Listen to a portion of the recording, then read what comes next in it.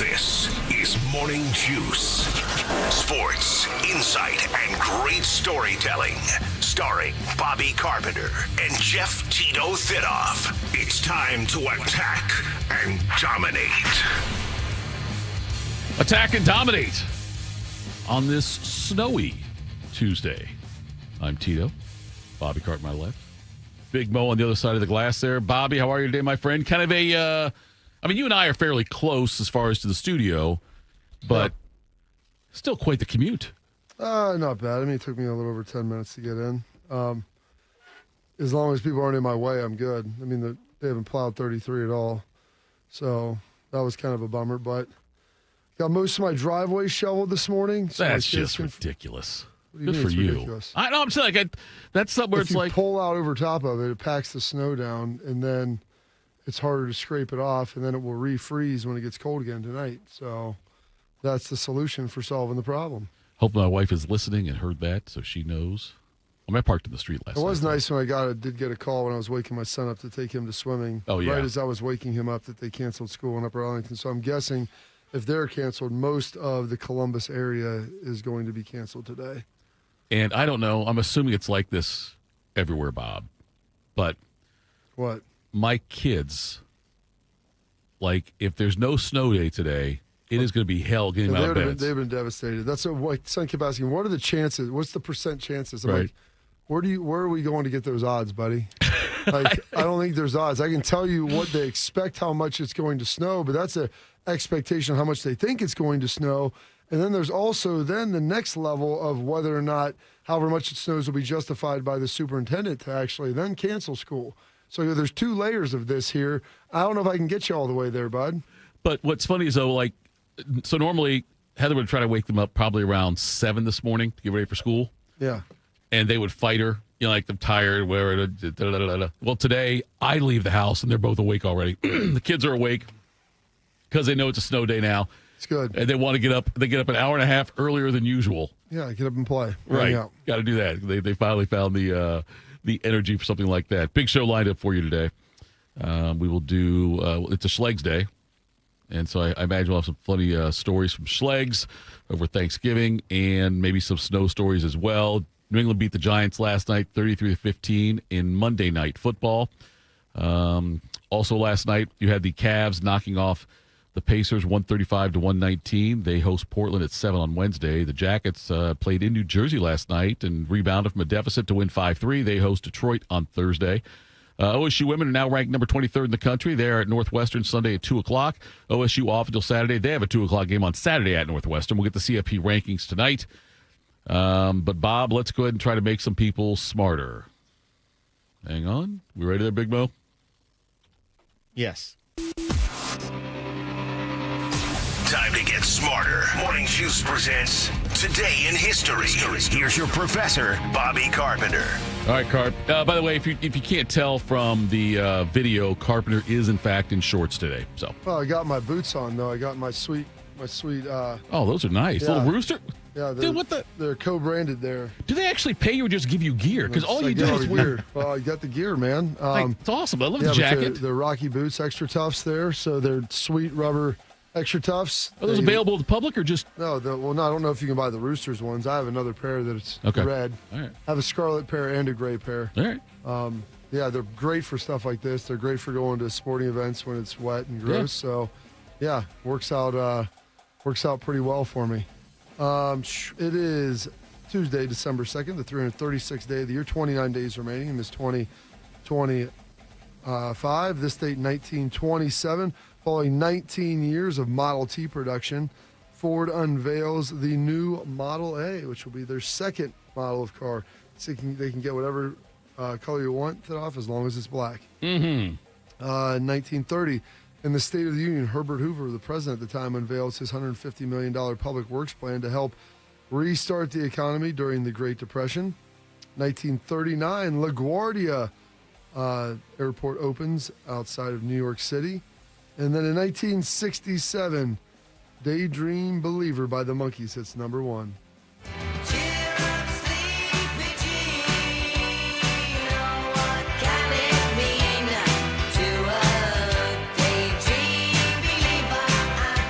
My first favorite group.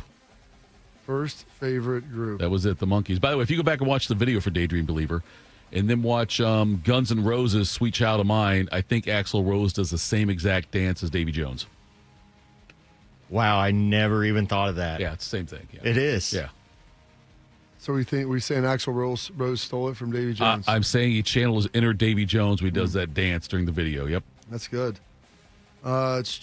This date, 1972. Papa Was a Rolling Stone by The Temptations hits number 1.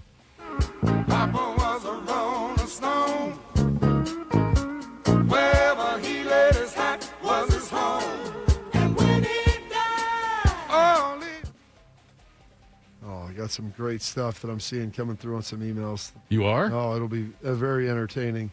Weather related or just life related? No, life related. Oh, wow. Some really good, fun stuff here. I don't believe you or not. This date, 1981, pitcher Fernando Valenzuela becomes the 3rd consecutive Dodger to win NL Rookie of the Year.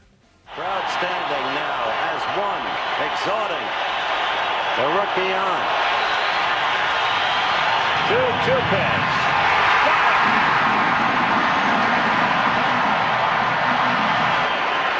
Fernando Valenzuela, who threw 149 pitches tonight. That wasn't one for the Art Museum, but it was efficient, and he got the job done. And the Dodgers now trail 2-1, winning 5-4. There we go. Fernando Valenzuela, that 81 season was so mad. I mean, the strikes sucked. He was the MVP too, correct? No, he's a Cy Young Award winner. Cy Young, MVP that's that year what I was meant. MVP was Schmidt, but but the way he took over, like he wasn't even supposed to be a regular starting pitcher for them. He got in because Jerry Royce got hurt in opening day, I think. And there was a while there, in the month of April of that rookie year, where Valenzuela had knocked in more runs than he'd allowed as a hitter. He knocked in runs as a hitter batting ninth for the Dodgers than he had allowed that whole month. There you go. He's amazing. Pretty impressive. Yeah, won Cy Young and Rookie Yeah. of the Year. One of the few guys to ever First one to ever do it. Yep. First one? Yep. There you go. Look at that Thitoff. More useless knowledge. Mm-hmm. This date, 1984, Dan Marino breaks the single-season touchdown record with his 37th touchdown. He finishes with 48. Raiders, this is the 3rd and goal from the 4-yard line. Marino looking for the record, and it is there. There it is. 37 touchdown passes for Dan Marino, and Jimmy Cefalo has the honor of giving it to the quarterback. Oh, goodness. This date, 1993. It was his birthday yesterday, and unfortunately today, drug lord Pablo Escobar gunned down, shot and killed the hero of Colombia. Brought hippos to South America. That's what you told us. Conservationist. That's what he is, man. Absolutely. He's a Jack Did he Hanna. use the hippos to move his cocaine? Actually, yeah, they keistered it for him. Better, more space than humans, he said. Now there's like 40 hippos that live in South America now. Wow, all addicted to cocaine. Yeah. Well, I don't know if that. I mean, They're it's the not hardest working hippos. It's If not you like Cocaine Bear, but if you go look it up, he had hippos shipped in. They live in the Amazon, and they start out with 4 of them, and there's like 50, and they can't get rid. I mean, they don't really want to get rid of them, but it's like a thriving hippo population in the Wow. Amazon basin. That's amazing. If you're playing the home version of the game and you had keisters being said by Bobby in the first 20 minutes, please go ahead and put an X on that bingo spot. There you go. And then this date, 1995, one of my favorites from back in middle school, One Sweet Day by Boyz II Men and Mariah Carey hits number 1.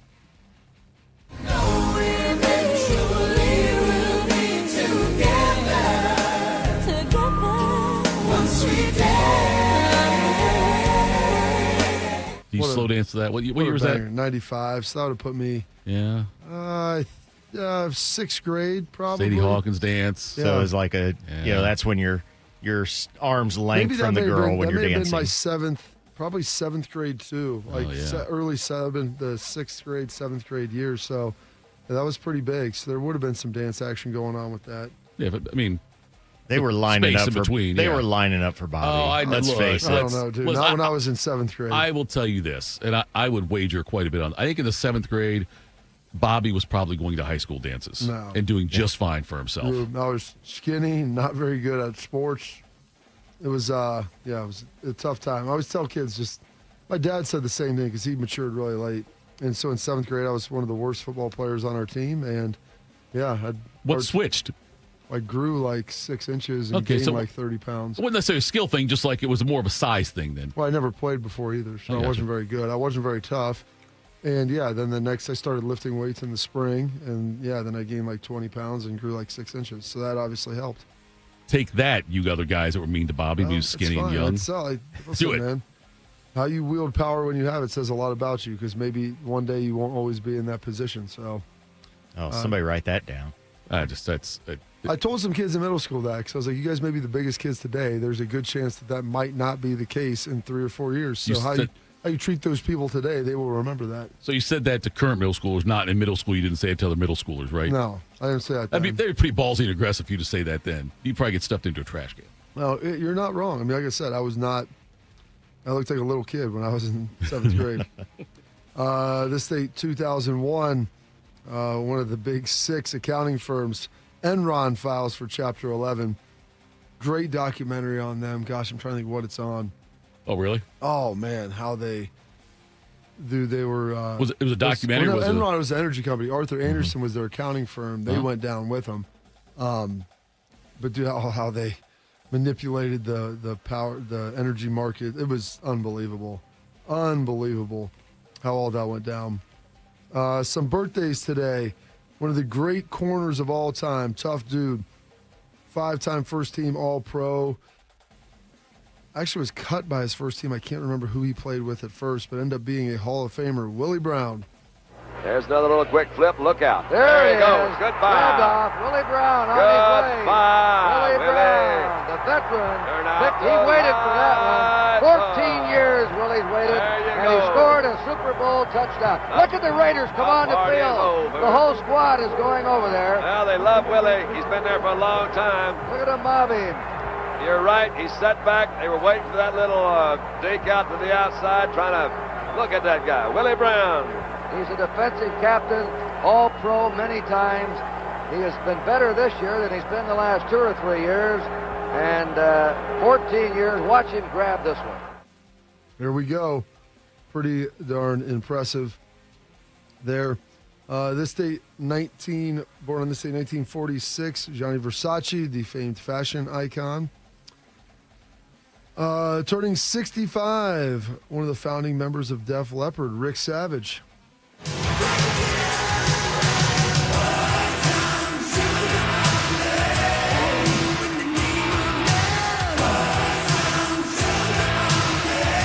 He really screwed me. Now that was a middle school dance for me. Oh, was that one? Yes. Yeah, I think that was high school for me when that would have happened. But Rick Savage is kind of selfish. Oh, that always hits right there. Why do you think he's selfish?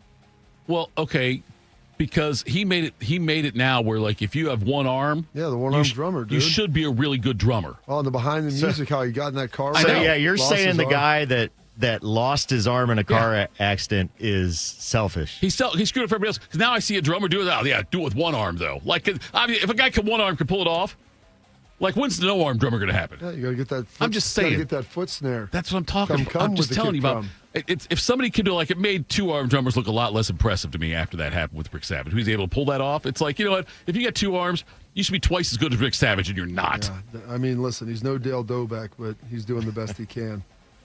Turning 52 today, winner of 9 Grand Slams. Won them all, but never the old one at Wimbledon, Monica Seles. Monica Seles.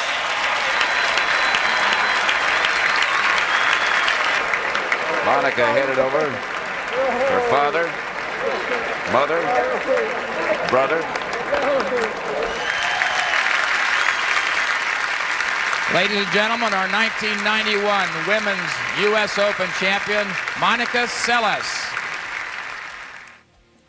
Pretty remarkable right there. Love hearing Pat Summerall call tennis as well. I'm telling you, dude. Tennis, golf, everything. Yes, he did it all. He was so good at it. Great guy, too. Got a chance to get to know him. Did you really? Yeah. He was around a lot.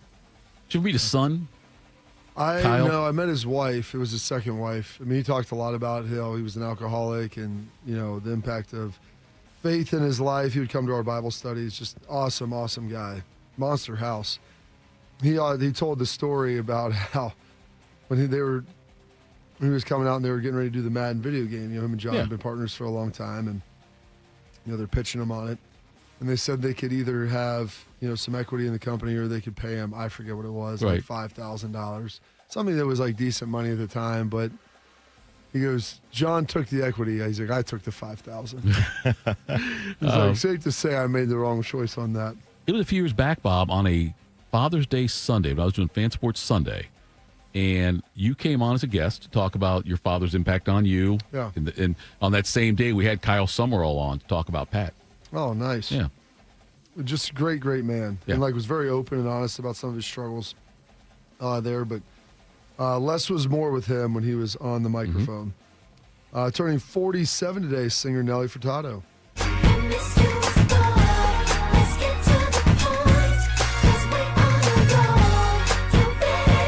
Roses are red, some diamonds are blue. Chivalry is dead, but you're still kind of cute. Wow. I cannot believe she's 47. Have you guys seen a current picture of her? I don't want to. I'm afraid. Is it bad? Good or bad? Oh, really? Yeah, she's Really rounded into form. She's enjoyed a couple meals. That's good. Yeah. And there's nothing wrong with that. I My just wife wanna said make sure. Thanksgiving dinner might be her favorite. Eats it regularly.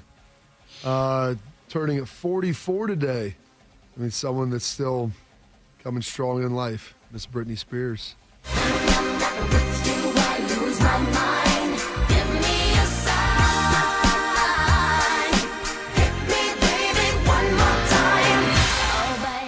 So I had met her dad when we were in Dallas as well. Did you really? Yeah, we hung out one night. We went to, it was the circus tour. Yeah. Went to the show, and a friend of mine, his family's fairly big time in Dallas, and I don't know how, we ended up at a bar in Lower Greenville with her dad. At a bar with Britney Spears' dad. Well, and we talked, I was sitting there talking to him. I mean, he was an interesting fella. I think he was a recovering alcoholic, so he didn't drink. But I watched him drink about 13 Red Bulls. I'm like, I don't know if that's better for you. I mean, your heart. Maybe you ought to be an alcoholic. Yeah, I'm not saying what vice you need, but I mean. And he was conservator of her, all of her money, so he was buying the drinks that night for everybody. It's on me, us. Yes. It was wild. They thought she would. I guess she had to get out and go somewhere. Go to the next show because they had said I think we did get to go on her tour bus. You did? I think we went backstage and got a chance to meet her real quick. I'm starting to think about this, Bob. Yeah. You could be Charlie Murphy? Yes, a white Charlie Murphy. We should do that with you. Yeah, we should. I had a lot of stories from our time in Dallas, and just in general, but mostly Dallas because, it was with the Cowboys. We were really good. And, sure. Eddie Murphy's brother. Well, and just playing with Tony. Tony would be my Eddie Murphy, Right, that's what I'm thinking, Bob. We should content. I mean, you got plenty of I don't time. have a story of me threatening to flip a wheelchair, flip a man out of a wheelchair. I understand that, but you've got stories I make though. my own rules. Yes, but we should do this, Bob. Explore the space. I need more cowbell. About that. I had completely forgotten about that until That's now. a great story. Gosh, I could probably tell you what, boy, if I think about it long enough. It was just wild. I mean, he ordered Red Bull like I was ordering drinks. And it's pretty robust. If we're going to do it, though, we need to. Time's of the essence because. I might die soon. No, once CTE kicks in, it's going to be a lot less. It'll take a lot more takes. If we can get you before. Speaking of CTE, did you see Rodney Harrison? The deal where he froze up? Oh, yeah, I did. Yeah. He froze up on a telecast? He glitched. Did he really? Really bad. Yeah. That's what I was talking Former teammate of yours, right?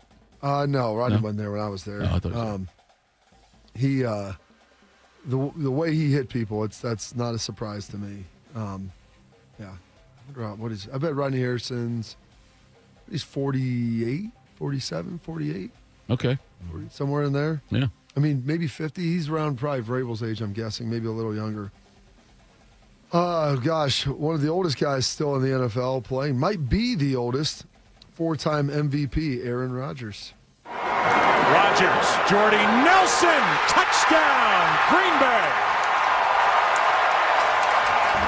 You get one-on-one on the outside against William Gay, and you see the hand check right there. Just a perfectly thrown ball by Aaron Rodgers.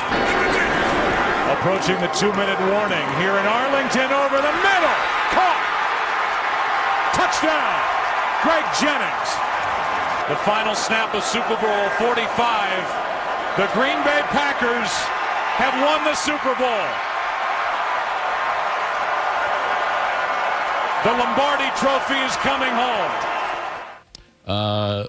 Aaron Rodgers, 42 is the oldest player. Mercedes Lewis. I played with Mercedes is in my draft class. Aaron was a year ahead of me. Matt Prater. Yep. Nick, they're both 41. Nick Foles, I played with in Dallas. He's the last guy in the league that I actually played on a team with. Was Nick Foles? Or yeah. Nick Folk? Okay, because Nick Folk still. No. Nick Folk is 40. Yeah, Nick Folk. We drafted him in Dallas. Flacco also 40. Saw him. He was at Nick's funeral. I forgot Oh, was he really? Yeah. I guess he would have been, yeah. Yeah, he played with Nick. Yeah. And currently with the Jets right now. It says here Folk was with the Titans, Flacco with the Browns, or Flacco now with the, obviously, Bengals. We have Folk with the Titans. Who was he with last year? Folk Maybe last year? Titans or Jets last year. Might have been Jets last year. I watched him bang a long kick, though. I was like, man, it was further than we let him kick in Dallas. Oh, really? Yeah. It was like we never really let him kick much over 50, like low 50s. And then singer Charlie Puth turning 34 today. Some passings today, as I mentioned, in 93, the famed conservationist Pablo Escobar. And in 1936, the man in the big top, the three-ring master, John Ringling of Ringling, Barnum, and Bailey's Circus. Some holidays observances today. It is Giving Tuesday. Tuesday after Thanksgiving. After spending all your money on Black Friday, Small Business Saturday, Cyber Monday, whatever you have left. Hopefully you save some back.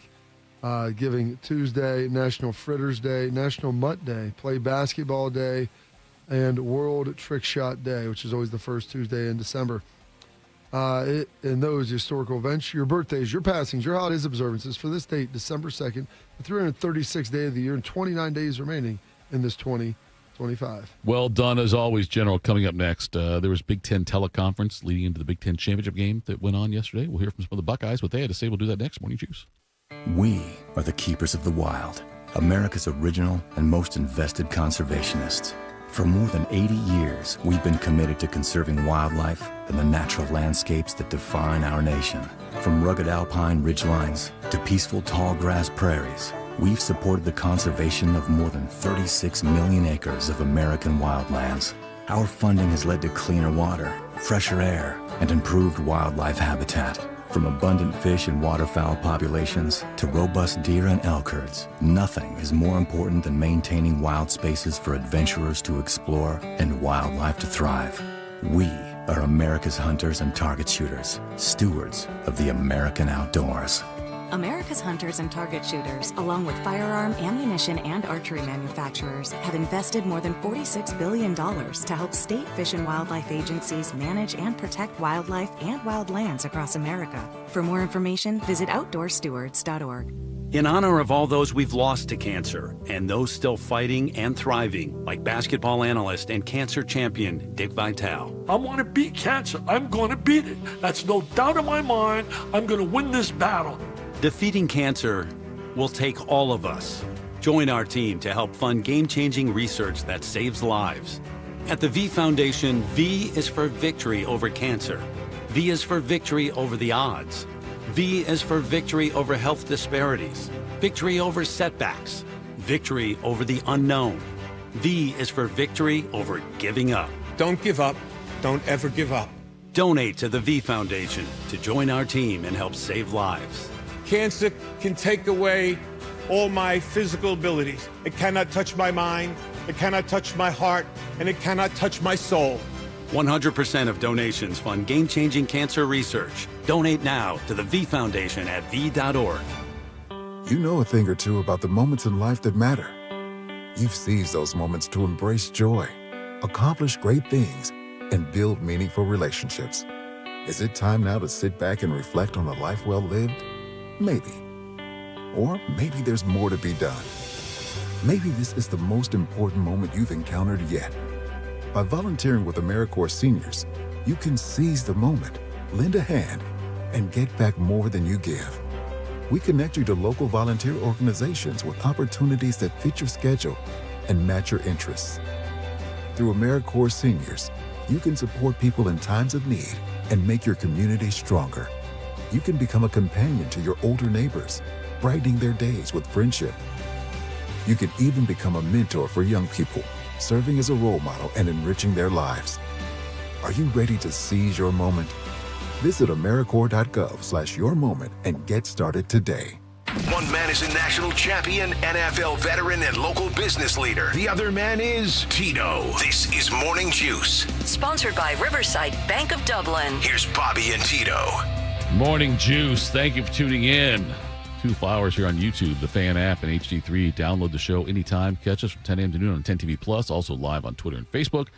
Hear a replay of this here show on the Fan 2, 1460 a.m. from 1 to 3 p.m. Morning Juice, sponsored by Riverside Bank in Dublin.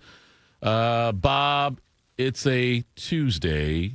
You know what that means, right? It means it's an appetizer Tuesday, which means it's a Threes Day at Roosters. Mm-hmm.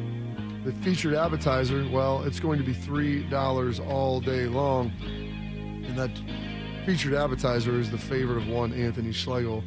It's the macaroni and cheese you can eat with your hands. It's the mac and cheese bite. Crispy on the outside, gooey, cheesy macaroni on the inside. So good, you'll wish you were a kid again.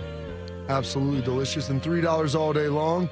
And coming up in about an hour, you're going to get a chance to win a $50 Roosters gift card by playing That's What He Said. So be sure to stay locked in here on Morning Juice. All right, Bob, breaking news on this one. I don't know if you're aware or not. Ohio State's playing in the Big Ten Championship game on Saturday against Indiana. It's 1-2 in that one. Ohio State, by the way, is a 5.5-point favorite. They opened up. Not sure if they're there now. Someone in the chat wanted to know. They want to know if we thought it'd be over or under. I don't know what the over-under is on that game. But do you expect Indiana will score more points against Ohio State than any other team has yet this year in the game? Well, what is it, 16? Is that the number? Wait, Indiana will score more against Ohio State? Yeah, will they score more than 16? I think so. I think Indiana is pretty good. They score touchdowns. I would think that that's the case. I've had people tell me that, as long as we score 17, we'll win every game. And I think that there is truth to that. It wouldn't shock me if they get 21. Yeah. I think the score I looked was like 20. I liked maybe 28-20. So a little more high scoring than before, but I don't think this is going to be a shootout by any stretch. Did you want to know the spread? It's 5.5 is what I saw. What's the over under? 4.5 now. It's now 4. Oh, wow. I should have jumped on. I should have waited then instead of jumping. I figured it'd go up. A lot of people are loving the Hoosiers. Huh? Money going on the Hoosiers. Wow. They're a good team. I think they're the next best team in college football. You think they're the second? Let me think about this now, Bob. Second best team in college football. I think neutral site. I think I was going to say Georgia, but Georgia looks so inconsistent against Georgia Tech. I know it's a rivalry game. Neutral site now. Notre Dame. Oregon. Oh, yeah. I think Notre Dame's really good. I mean, I watched Oregon get beat up by Indiana. Yeah. So I saw that happen out in Autzen. Right. I think Georgia's really good. I think they're playing much better the last 4 to 6 weeks than they were earlier in the year. They looked really good at Georgia Tech early, and then they kind of petered out. Like the running game was working great for Georgia early on. And then Georgia Tech, which I don't think is a very good team, but nonetheless, rivalry game, I don't know. But I think that Georgia, at least the first quarter of that game, was like, God, this Georgia team's pretty damn good. But yeah, maybe you're right. I'm looking so forward to watching this game on Saturday, though. But here is Caleb Downs. He was talking yesterday in the Big Ten teleconference, difference between last year's defense and this year's defense. I think a little bit of a different mindset just because everybody doubted us at the beginning of the season. So we knew that we had to come into the season trying to prove ourselves, and I think we've carried that into every game with the same type of intensity level. And I think that's been a positive for us, just coming in knowing that we have to prove ourselves and play at a high level every game. The defense, Bob, in your opinion, is there more talent this year, or is it just a better defense? I think it's more talented. And that's not a knock on the guys last year. There were some really good players, but watching Arvell Reese emerge, like what he can do physically, they didn't have a guy like that out there last year. So you pair him and Sonny together, and it's a really, really potent linebacker duo. Caden McDonald is playing unbelievable inside. That's why he's Outland Trophy finalist. Kenyatta Jackson and Caden Curry, both really good. But you got JT and Jack last year who were very good players as well. And the D-line last year was really good. But Caden McDonald is another level on the inside. I said Arvell Reese. And then I think Caleb Downs has just continued to get better. Yeah. And I've seen the mock drafts. I know you love mock drafts, Bob. I know that you love those in bracketology. But it's like he's going to be a top 5 pick. And he should be. I saw one the other day on CBS Sports that had Tennessee with the number 1 pick. And they don't, in that one, they don't forecast trades. Look, if Tennessee has the number 1 pick, they're going to trade it, I would think, to a quarterback-needy team and maybe move down a few spots. But they had Tennessee taking Arvell Reese to start the draft at number 1. I don't think that's going to I don't think – if Tennessee kept it, maybe. But I don't think Tennessee's going to keep that pick anyway. Quarterbacks go number 1. Regardless of whether they should or not, they always go high. Now, I think there's a chance that Arvell Reese could go, top 10. I think he'd be one of the first – yeah. Maybe the first defensive player, maybe the first non-quarterback. That's still pretty high, but – everybody talks about that now, and I say you got to wait until March until you have a understanding of who's going to come out, and then you actually have some evaluations done by NFL people on them. Here is Caleb Downs talking about, since he's one of the rare people who've had this experience, the differences, similarities, I should say, between Ryan Day and Nick Saban. I think the biggest similarity right now is, I don't want to say anxiousness, but the ability to say every week we're still going to have the same level of urgency and enthusiasm for what we're doing. And Coach Day's done a good job with our team of that this year, just making sure that we're focused every game and putting us in the right mindset every game of it's got to be every week we got to go get it. There's no they're going to give us the easy week or anything like that. It's every week we got to go out and get it. Coach Saban did that at an elite level, week in, week out, being consistent with the mindset and urgency that we have, somebody's gonna take it from you. That's pretty much what it is, and that's why I said anxiousness, like it's gonna be taken away from you. I would say that's the type of thing that Coach Day and Coach Saban would have in common right now at the moment. Bob, I know we've talked about this before, and keep pushing you to write your book, which you haven't started yet. But you've now obviously you got a lot of experience with Tressel, a lot of experience with. You know Day. You're around Day. You get to see how he coaches. You talk to the players, things like that. Obviously, you had time with Parcells, time with Belichick. Is there a common thread among those successful coaches, the most successful coaches you played for or been around? Urban, another one. Is there a I think they're great. They're really great leaders. They're authentic to themselves. Number one, they lead. They lead in the way that is best suited to their personality. They're truly authentic in what they do. And usually those guys, all of them have a high attention to detail in different areas. So it comes down to the little things, the details, the specifics of that's why your team ends up being good. And so those are two prevailing themes that I've always seen. You have to be authentic to who you are.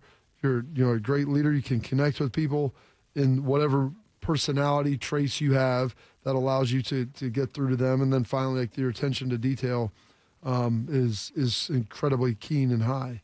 And so if you kind of possess those and you have some degree of comprehension of what's going on, you're a subject matter expert in football, then you're going to be good. Was Tressel the best coach for you? For your personality, for your... I don't know, maybe. It's hard to say that. It's very difficult to go back and adjudicate that and try to figure out who else would be better. I don't know. I can't go back the other time. There was some things that I really agreed with him on. There were some things that I really disagreed with him on that, looking back now, I appreciated a little more in a later time. So... I think that he was positive for me definitely in the long run, and he's been a great resource to me throughout the last 20 years, maybe even more so now, in the last 10 than even in the first 10 that I knew him. So, yeah, I think he was definitely a good coach that fit what I needed at the time. Was he the perfect guy? Well, I don't know if there is a perfect guy. Have there been and off topic a little bit here, has there been an opportunity since you left Ohio, since you were done with Ohio State, that left like you transferred, since your time at Ohio State ended, and you've maintained this relationship with Tress? Has there been a time where you said, you know what, Coach, I really disagreed with this that you did? He openly knows that. No, does he? Yeah. Oh, yeah, we've had those conversations. We had those conversations when I was still playing in the NFL. Right. I'd come in and just pop in the office and see how he was doing and talk to him and laugh about some things. As you begin to get older and a little more mature, you begin to understand some of the different reasons why you're doing things, and like they start to, and some of the things maybe you just didn't appreciate at the time, you just begin to appreciate a little bit more later. So yeah, all of those things begin to come into focus, and there's a degree of clarity on them that maybe you didn't have when you were 18, 19, 20 years old. Here is Caleb Downs also talking about using his postseason experience. Yeah, I think that's a positive for us, just knowing what we did last year and the confidence level that comes with that. But, I mean, we got a new team, new players, and we got to go prove it every game. So I think it'll be as much of a challenge as it was last year, and we'll have to rely on our preparation. Is that a big deal, having postseason experience? Is it? I think just playing in games of significance. Okay. It's a big deal. Like games where there's a bunch of people watching, you're playing against a opponent. Like Urban, they call them, Ryan said, talent-equated games. The team you're playing is close to as talented as you, maybe more talented than you, and the way that you're able to beat them is by outplaying them, not just by showing up and being more talented. So when that talent is equal and the stage is big, like you have to go out there and execute. And I think that there is something to being able to do that. The more you do it, the better you get. And there's a great quote, let me see if I can pull this up in time, by Michael Jordan that I saw. There's a lot of terrible stuff on social media and on the internet, but occasionally you find some good nuggets, and I try to find some of the good gems that are ultimately out there. Let me see if I can find this Jordan one again, because it was talking about pressure situations. Here it is. The preparation thing, is that what it was? Said pressure isn't real. It's just the echo of the work you didn't do. Right. And so if you're prepared for a game, you don't feel the pressure nearly as much. And the more you're in that, I think you understand the gravity of the situation and what you need to get done. So that also helps you get it done too.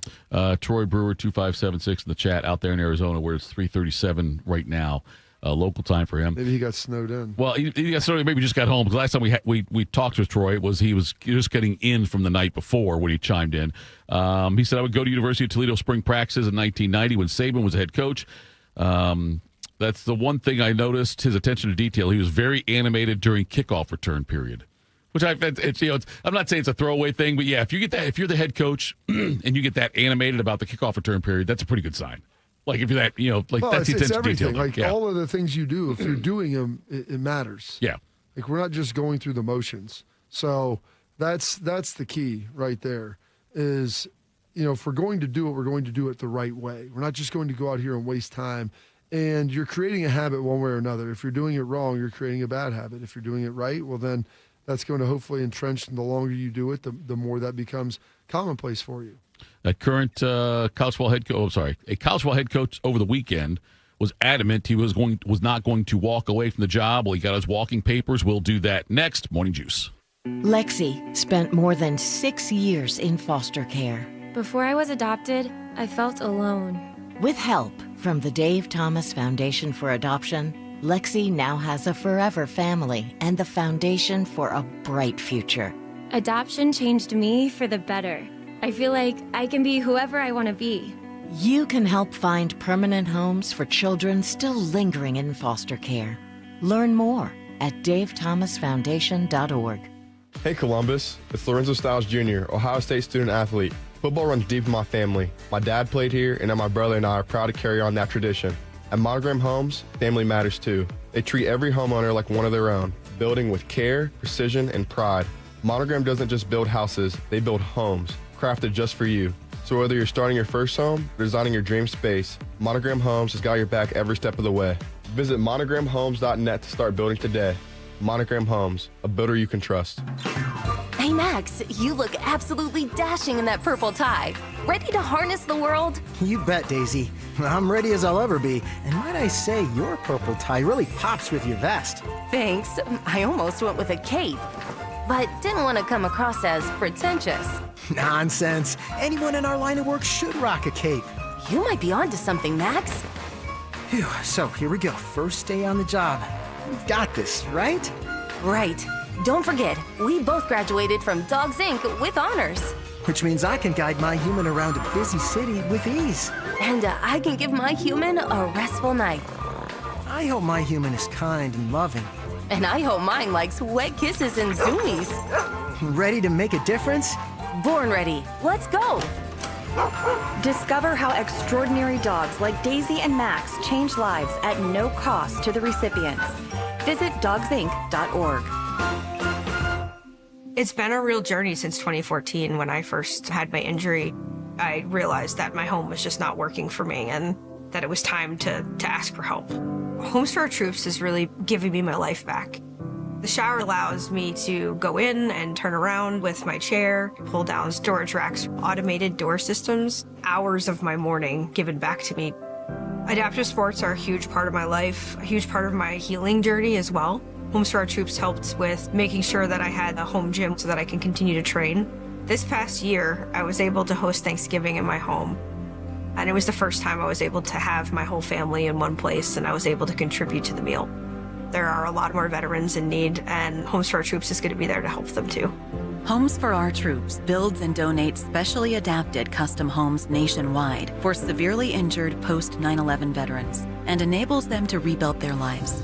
Join our mission at hfotusa.org. Attack and dominate, YouTubers. You're locked into Morning Juice. Bob, the education of one Tito Thitoff continues. Troy reminded me that it's actually 4:39 at the time. They don't fall back in Arizona. Yeah, they oscillate You're back right. and forth. So sometimes 3 time zones, sometimes 2. Yes. So thank you, Troy, for the correction on that one. The history knowledge for me, again, keeps on happening. Let's do some quick hitters. Morning Juice presents Quick Hitters. Sponsored by Dr. Mark Levy. If you're snoring and not sleeping, call Dr. Mark Levy today at 1-800-MORE-SLEEP. Big Mo, how the hell are you today, my friend? I am wonderful. Good morning to all the juicers out there. Hour drive for you said today? Yeah, it was an hour drive. I left at 1:30 this morning just to give myself time. Or no, 2. I left at 2. Yeah. And I'm here bright-eyed and bushy-tailed. So, I'm ready to go. All right. What do you got for us? So, Kentucky has dismissed football coach Mark Stoops. The school's athletic director announced the dismissal Monday, thanking Stoops for his dedication and leadership. He completed just his 13th season at Kentucky with a 5-7 record after going 4-8 in 2024. He was 72-80 during his time in Lexington. They did have 10 wins vacated in 2021. And he leaves as the winningest coach in history. Bear Bryant is number 2. So that's something you can hang your hat on. Sure. And one of the things I found interesting was that the AD in his comments said that he is committed to getting an elite coach. Okay. So, Tito, that made me think. Yeah. Is there any way that a school like Kentucky can get an elite football coach? And if so, do you get a coach that maybe is rehabbing their image but still considered elite? I think that's the only way they can get an elite coach, if it's somebody who used to be elite and is now trying to work his way back up. I don't think, look, it's, and I know that Penn State's in some talks, I think, with BYU's coach, trying to get BYU's head coach to come over there, but I would not even consider him elite. He's had a good couple of years, but I would when I think of elite head coaches, I think of someone, Franklin, Kiffin, guys like that have had some success at the highest level. Now, is there a Petrino out there for Kentucky? Maybe, I guess. I don't know. Bob, Kentucky's just, it's not a football school. Well, they've been a lot better. They have been. Stoops made them consistent. And so if you didn't have the 10 wins vacated, he was over 500. He went to a bunch of bowl games when he was there. There were years where they were in contention late in November. Right. Or at least heading into November. So, I mean, he was able to establish them as a reputable football school. And to say you're going to get an elite coach, like, elite that everybody knows is one thing. Like, there's people out there that are elite coaches that maybe haven't been head coaches before, maybe are at smaller schools. Right. They can come in and do a great job. It's just a function of trying to choose and find that guy. You know, would you rather have brought in James Franklin? Would you rather bring in a guy like Brian Kelly or someone like that? If they made this firing this late, it's because they knew who they were going to get. They've had those conversations. And very similar to Michigan State when they fired Jonathan Smith, like Pat Fitzgerald was announced very closely. I think Brian Hartline is on the short list of that. I think Stein at Oregon is on the short list of that. Both of those guys have ties to the Kentucky program, and they feel confident they can probably get one of those two after making that move. Would you be surprised if Hartline took that job? No, because I think they would pay him a lot. Right. His brother went to school there. I believe his brother's currently on the staff. Right. And he's got a place at Norris Lake, so he'd be closer to that. It's all kind of the things that he would want. His personality would fit with the people of Kentucky. Yeah, I think that part's probably fair. Yeah, gosh, I hope he doesn't leave for that though. Like, I want Hartline. What do you want him to do? It doesn't matter, Bob. I don't want him to leave. Exactly. So I don't want him to leave for that. Like, what job would you want him to leave for? Ask me in 5 years when he's hopefully still the OC here and turns down all his jobs. I'd like, you know what I'd like him to do? I'd like him to leave for Ohio State's head coaching job. That's like, I'd like him to take. Ryan's only like 45, 46. He's not even that old. Okay, but let me ask you. Over under, how many more years do you think Ryan Day, and I'm not saying he gets fired, but I'm just saying, like, this is a tough job. Yeah. It's a high-stress job. Yeah. Do you think Day's here 7 years from now? Would you be surprised? His youngest daughter's in 7th grade. It's about 5-6 years. It wouldn't surprise me. Yeah. If people quit harassing his wife and kids, then I think and hopefully that's done now. God, it's got to be done, Bob. And Yahoo's quit yelling into microphones saying he's a bad coach. As long as those things don't happen, then I think he'll be good. But you know what? He's won a lot. He's got a good thing going here, and it seems like he's really entering the prime of his coaching career at this point. That amazing, the records he's got, like how his winning percentage so far, what he's accomplished so far. And we're talking about he's just only in the prime of his coaching career because of his age, and it's true, though. Yeah, I hope Ryan Day, I hope this is the last head coaching job he ever has. I don't care if it's here 10, 15 years, whatever it is. Stoops had a long run at Kentucky. The 13 years, I think, is what Big Mo said there, and the fact you have something you've done better than Bear Bryant did when he was there. But they lost 41-0 to Louisville, and it seems like it's a huge buyout, too. Yeah, that was bad. See, the buyout's like $37.7 million. That's why I thought it went down significantly last year. So I think people thought that they were going to wait. But I think when you get blasted like that by Louisville, in-state in a rivalry game, that's what stings. Mo, someone probably had to step up and write a check for that. I'm guessing, yeah. Mo, how many years do you think Ryan Day's left? It will be coaching at Ohio State. How many more years? I honestly think that we could see him here for another 10. That'd be great. I really do. Yeah. I mean, he has a chance to do some things here. If this year turns out the way everybody hopes, to be in the conversation with Woody Hayes as the best coach in Ohio State history.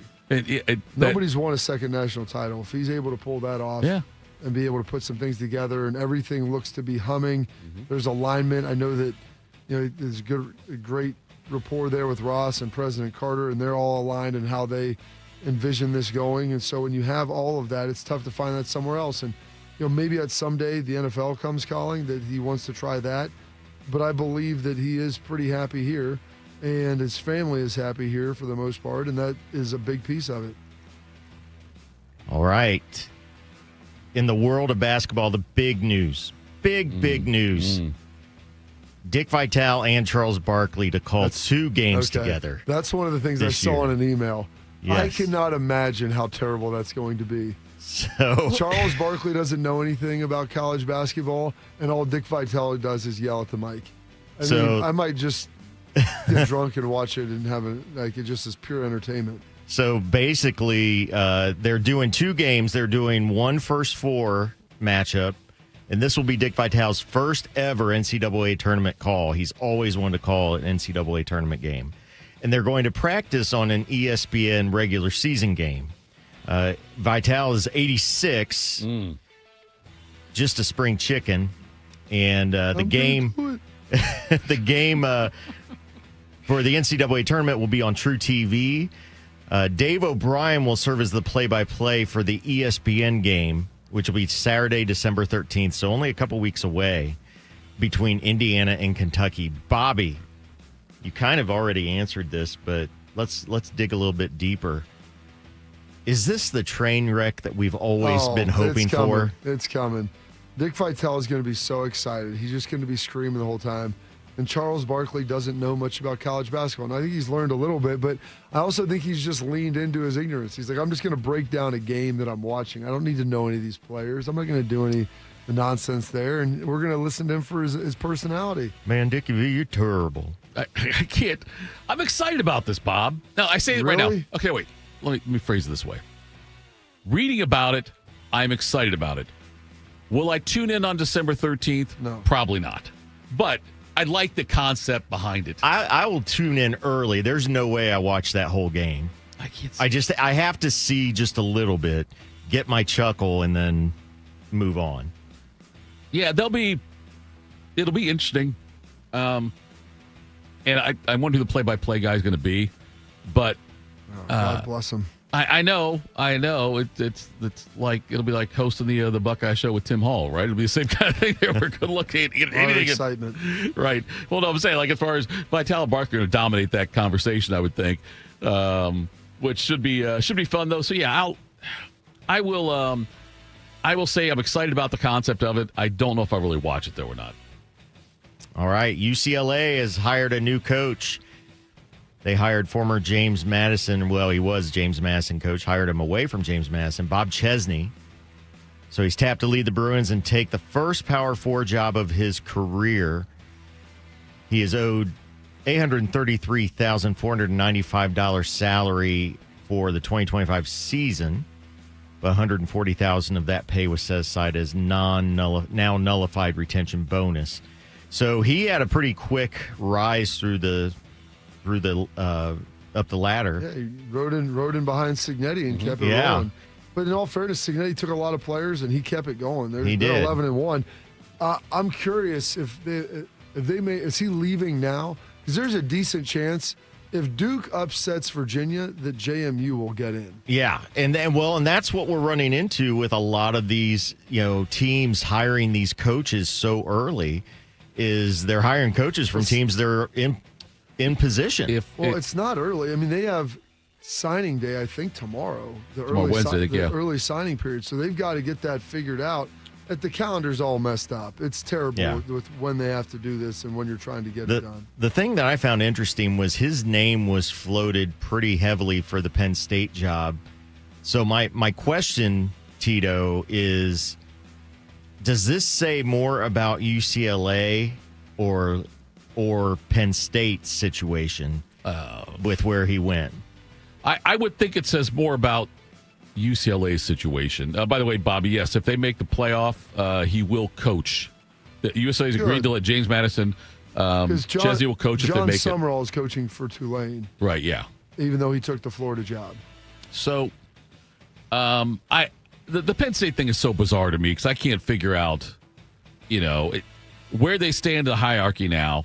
And I don't know if if Penn State really wanted him, I would think they'd be able to get him. But I thought the same thing about, Pat Fitzgerald going to Michigan State. If Penn State really wanted Pat Fitzgerald, I can't believe that they would have lost out on him to Michigan State. Yeah, I can't believe they would. I can't believe they would have either. But maybe there was things that Pat wanted and some certainties or whatever, commitment. I mean, there's a lot of things that some of these coaches, if you're a coach who's had success somewhere else and you have options, you're not going to take a job with high expectations where the commitment and alignment don't meet those expectations. There's a very high expectation from the AD in Penn State. I mean, he is a ball of energy that just can't be controlled. So I got to imagine there's probably a lot of head coaches that would look at that and be very turned off. Like, this guy's going to try to control everything. Yeah, you've got to be on. Like, if you're not in alignment with your AD, it's a bad situation as your as a head coach. So that might be part of it. Getting all that figured out and getting in alignment, making sure that your personalities mesh, your view of the program meshes of what it's going to be, and how all that works. It'll be interesting to see with UCLA, though, because, and I follow the victim of the past all the time, Bob. I mean, there was a time UCLA was a very prominent team. They're a very important team in college football. From like the Dick Vermeil time in the mid to late 70s. Even before that, Terry Donahue after that, and then you have Aikman went there and had success. You've had some success at UCLA, but they have become like those like Nebraska. You know, it's a team that has fallen by and cannot get back up to nearly what it used to be. As I look at some of these teams, Bob, like it's UCLA. different UCLA because they don't have the commitment from the program. They have more talent around them, but their athletic department is in financial shambles. Right. They don't have a commitment from the school. Nobody goes to their games. And so those are their issues. Nebraska, they've just hired some bad coaches, and some of the conference realignment has hurt their ability to recruit. And so that's another piece of it. But they have commitment from fans and everybody else that shows up and money that's poured into it. I mean, Alabama, though, like when they had their rough spell of coaches, when like Mike Shule was there and things like that. And Oklahoma had Gary Gibbs in that run during the late 80s or something that, you know, and Miami and Notre Dame and Michigan, all had bad coaches. And they found a way to get back to somewhat relevant. Yeah. All the way too relevant in some cases. That was also in a different era. It was. Which now it might be easier at some places. Now it might be harder at some places. That's what I'm wondering. It just shifted the sand. Will UCLA ever, what would have to have them to be a playoff contender? What would have to happen for UCLA to be a playoff contender? People have to care. Yeah. They've got to get a buy-in for NIL. I would think for NIL out there, you get the major studios involved. You get but do they care? Well, they may not care, but if they think, I mean, it's all about marketing. Right. You know, how do you market it? And if they think they're getting something in return that's marketable, then they'll care. Here's the other problem: is that the population in general doesn't care That's in true. Southern California. So like you have a hard time selling something, no matter how good it is, to people who don't want it. You know, it's like trying to give out apples on Halloween. You may be giving out the best damn apples around, but none of the kids want to eat them, so it They want doesn't the matter. Snickers. They want all the candy. And so that's basically what UCLA and USC have to deal with in Southern California. It's a mess out there. Do you need a bank that truly values local business in this town and the opportunity to work alongside them as partners? Whether you're a small business or a large operation, Riverside Bank of Dublin has the right tools for the job. Riverside Bank of Dublin has the experience of working right here in Central Ohio. They understand the business climate in our area and will help you reach your goals. So whether you need an SBA loan to get your business off the ground, a line of credit to keep your business running smoothly, or equipment financing to get your business up to scale, Riverside Bank will tailor a solution that fits your needs. Visit them at riverside.bank or stop in to get to know them at 6300 France Road. Riverside Bank of Dublin, member FDIC, equal housing lender. Coming up next, folks, buckle up. If you should buckle up already if you're driving, but it is a Schlegs day. We'll do that next. Morning Juice. I thought mixing bleach with my floor cleaner would take the stain out. When my youngest ate the dog's medicine, that was a new one. I was trying to protect my garden, but I accidentally sprayed myself with pesticide.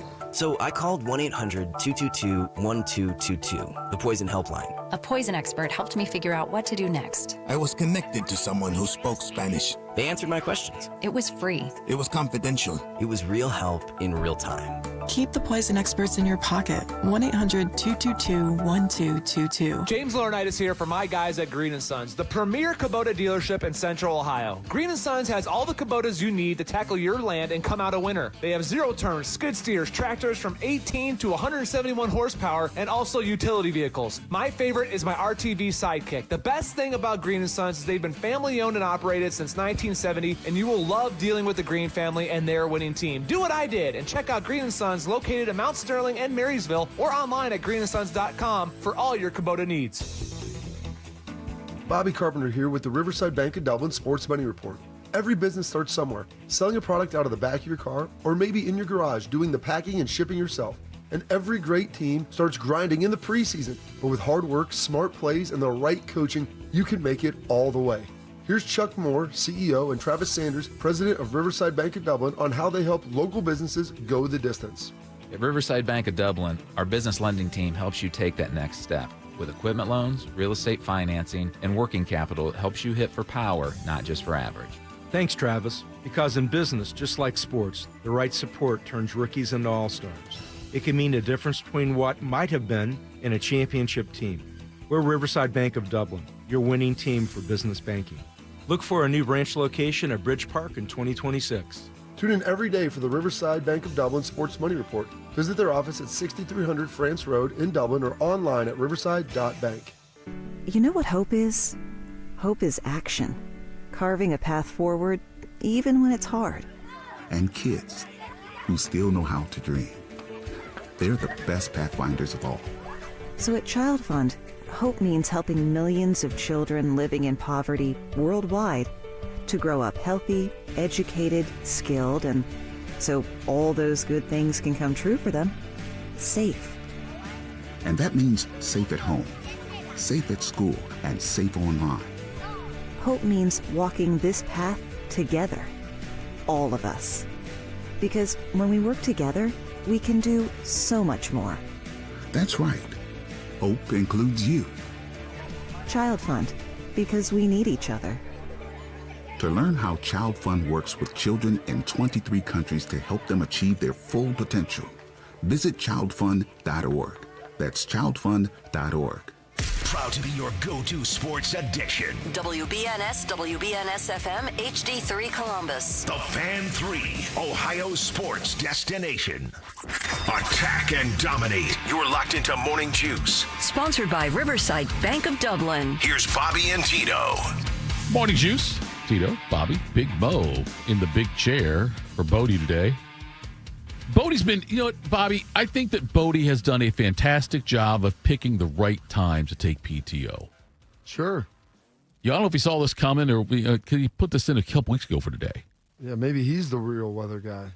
I wonder if he is. He and Stringbean are weather guys probably. So leaned in on that. Picked Yes. the right day. Didn't have to drive on in from New Albany, so kudos to him. Did you catch much of the game last night in the NFL? Yeah, I watched the first half. It was, 17-0. I loved 24. I don't know. It was. Yeah, it was 17-0 early, and then it was 33-15 final. But yeah, it got out of hand quickly in that one. And there was a play. I don't know if you saw the hit when New York decided to punt before half, and then then New England went down and scored. Yeah. I'm like, you got a field goal. I was like, you're on 4th and half a yard, man. Like, you're 2 and 10. Right. Yeah. Go for it. Yeah. The hit when Christian Ellis smacked Jackson Dart going out when he wasn't out of bounds. He was still in bounds with him. He was headed out of bounds.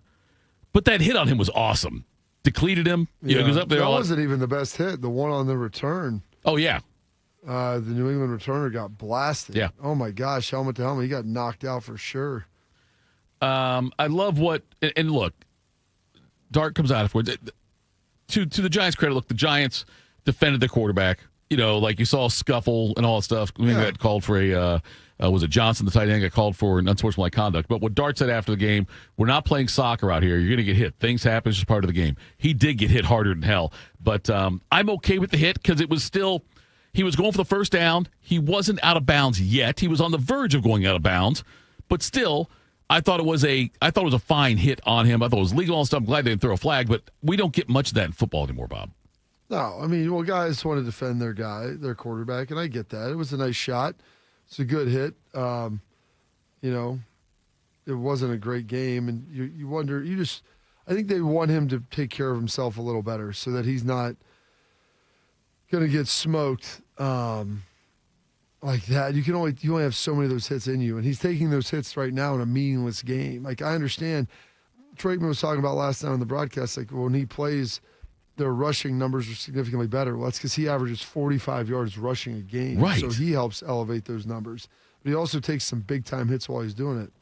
He does, and that's the thing when it comes to quarterback play. And, you've seen it, Lamar Jackson is less effective than he was 3 years ago because of the fact he can't run like he used to. Now. He can still run. He's just a little beat up right now. And that's the problem. But as age will get everybody. Like, that's the reality. Like, there will be a time, and I don't know if there's been there hasn't been a noticeable drop off when I watch him. I just think that the Ravens are flawed in some areas, and I think Lamar is a little beat up. But when healthy, I think he can still go. But you reach a point where you're in your 30s, you can't run the way that you used to. This guy no longer in his 30s. He cannot run like he used to, but he's still our guy. The best way to start a morning is with a heavy dose of iron. Gas station ready, always. It is Schleg Day. Anthony Schlegel joins us. Schlegs, I'll put you on the spot early here, my friend. Bobby's driveway is already shoveled. He took care of that this morning. Not all of it. I said half. Okay. Half of Bobby's driveway is shoveled. Is your driveway shoveled yet, Schlegs? Why? I just want to know if Bobby's done more before you so far today. That's all I'm asking. Yeah, I just woke up. What are you doing? I'm over here just trying to. I'm riding Bobby's coattails Why would I shovel my driveway when I just woke up? I don't know. At some point in the morning, Schlegs, you want to shovel it before you pull the car out so you don't get the track marks on there.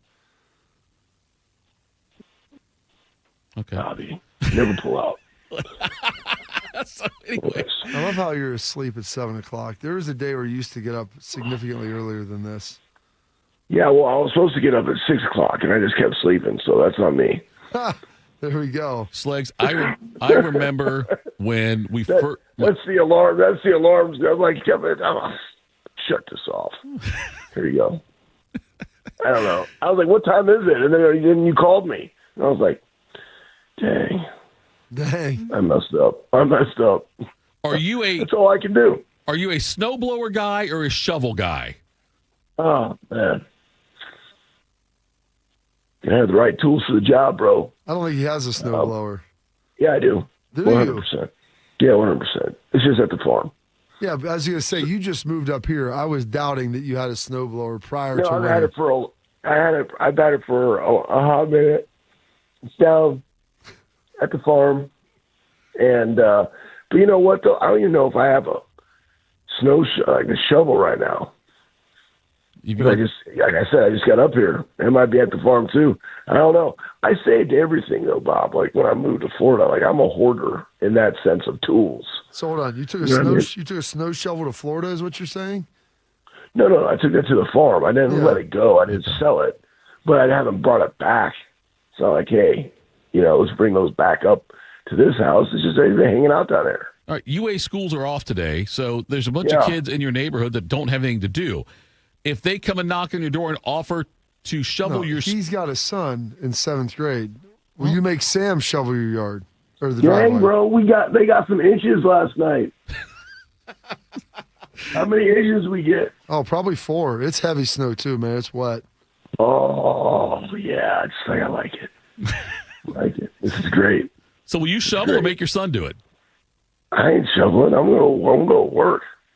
I'm like, what the heck are you doing? You ain't working today. You shovel. I could shovel if you want Schlegs. But here's the thing: for me to shovel your driveway, I need your address.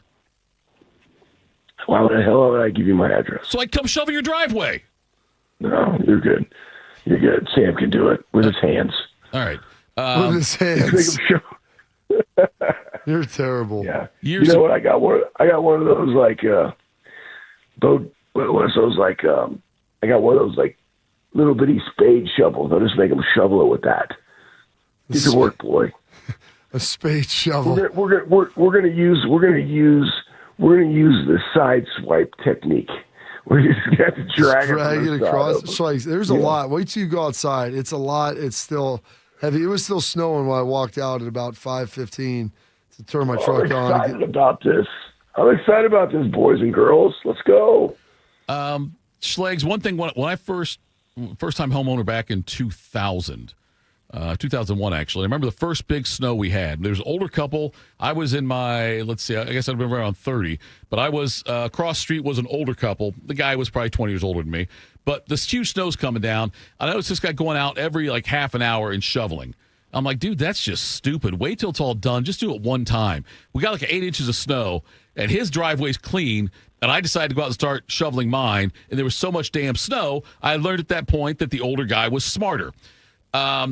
Will you be somebody who goes out there and does it throughout the day, or you wait to the very end and just knock it all out at once? I ain't going to do it. Like, what are you talking about? Right. I don't care.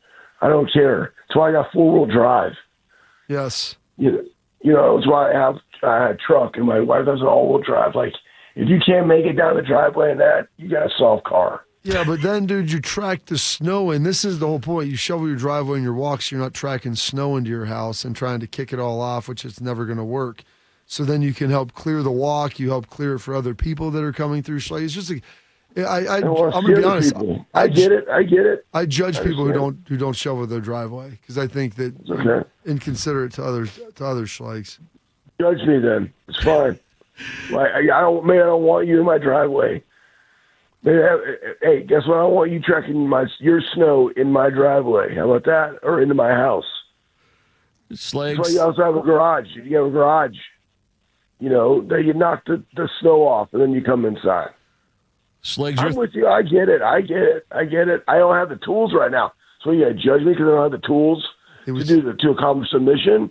I have to drive somewhere. It takes a little bit of time. I'll go get it done. I think we need to commission a trip to maybe a Lowe's or a Home Depot today to get yourself a shovel. No, it's cold. I was going to drive to the farm. Drive to the farm to get the shovel. And it's kind of a long drive to just I got to go down there anyways. Okay, if you got to go in and do something down there, because I was going to say you may actually spend more money on gas getting there and back than it would cost to buy a snow shovel. Although we did buy this huge sweet one online that's like, it's like a mini plow. It's probably got a nice 5-foot spread, Schlegs, but then with that, you got to have some good leg drive and some good arm power to be able to push that thing when you get wet, heavy snow. Well, I'm going down there to get the snowblower because that's how I'm going to do it. Easy money, and I got the snow shovel too. I got to get that because you got to get the porch, right? Like you said, you got to get the porch, and you got to take care of the neighbors. You know, like you got the snowblower. Like, hey, go over there and snowblow their driveway. Good, easy money. So I don't care. I'm just surprised it's this simple. Like, hey, they canceled UA schools. It's like, okay, cool. Guess what? We training. Armory's open. I love it. We open. Armory's open. 4 o'clock group, get ready. You guys are open. We open, Schlegs. I love it. What were your thoughts about Saturday from noon to 3:30? Oh my gosh, you guys! Tito's over here asking about freaking snow, and we just beat the absolute piss out of Michigan. Just wasting my time. Thank you for getting to the real good stuff, Bob. It was I remember first 2 drives, wrote on the sheets like, all right, everybody wanted to see how they handle adversity, how they're going to handle it. And they handled it to the tune of 27-9 and really physically, mentally, emotionally abused them for the rest of the game. And it was great. There was a lot. Guys, let me tell you something, and everybody's kind of seen it because if you have social media, which I don't like, but you're on there, there's some good things about social media. And, the blocking of the tight ends, Will Kazmarek, Nate Roberts, BC, our guy, the offensive line, Luke Montgomery, the things that they did up front, Bo Jackson having 166 yards of, he had more total offense, Bo Jackson did, than the entire Michigan team. Julian bouncing back after the interception. Carnell Tate and JJ kind of laying everything to rest, and I went on a rant. Bob, you started the rant, and then I got emotionally stuck into the rant about that, about JJ and Carnell's injuries and coming back and what people say because nobody knows them, and how much those guys care about the brotherhood and playing and what they're kind of about and their makeup. But that's because regular people are soft and they want to assume that because guess what? That's how their pettiness will be. That's how they would be. And that's also why they suck and they're ordinary. So, Carnell Tate, not ordinary, came back, balled out for his teammate. Good for him. Great dude. Defense stifling. Just guys, they've given up. They haven't given up more than 17 points in a game. First team to do that since 1975. There's so many good takeaways from this. But it was, I think, Ryan Day, the culture, what they've done to this team from the beginning, right? That led them to this. And I will say this, Bob, it does feel nice where, because you and I know what the hell we're talking about, that we're right, and most everybody else are just stupid. So that feels good. It feels good that you know that those guys were able to do what they've been trying to build upon and do the entire season, and it culminated in this one. And guess what? They ain't done yet, right? They're playing for hardware, so they got one, and now they're in the Big Ten championship game against a really good Indiana team. Would you rather see Ohio State, Indiana playing in the Dome or playing in weather like we have out there right now? Oh, that was a yawn. I'm looking at all this snow. I'd rather them play in the snow. Really? I mean, this team is built. I mean, offensively, they're built for speed. They can do a lot of things. I thought, once you kind of get to the playoff and the Big Ten championship, it's now weather neutral the rest of the way. You're going to be either in a dome Play or everything outside. Play everything outside. Well, they will play Football's some of it, but outside. It'll be played in the South, so you're not going to have to deal with inclement weather. Yeah, bring those Johnny Rebs up here. Bring them up here. Well, I don't know. Bring them up north, man. They don't like it. I mean, listen, I've been hearing about it. I just moved my family up like 4 months ago. I just been hearing about how cold it is. Bring their ass up here and play it outside. That's what I say. Yeah, Schlegs, the fact men are men. The fact women are too. The fact you yawned after my last question, I'm going to take that as you just being tired, not the fact it was a boring question, but it was a bit disrespectful. Is there a team in college football that, if I could wave a magic wand and say this is Ohio State's going to play this team in the national championship, is there a team you'd want Ohio State to face, either because you don't like that team or you have a history with that team or just something you'd like to see happen? I just yawned again because that was terrible. Thank you. So if there is a team that I want Ohio State to play in the national championship game, is that the question? Yep. Why? Because of they're not very good, so that they would have a better opportunity of beating them, or you would just like to see the matchup, or yeah, more so that Notre Dame, Oklahoma, Oregon are options, A&M, Alabama, Indiana again, Georgia, Ole Miss. Is there like a school in there, Texas Tech? You're like, you know what? That would really be something I'd want to see. Well, I mean, one, I would like to see the breakdown of the things because you just don't know how the layout's going to be. Let's see. So you got, I don't know, man. I mean, I kind of would like to see Texas Tech, honestly. Some new blood.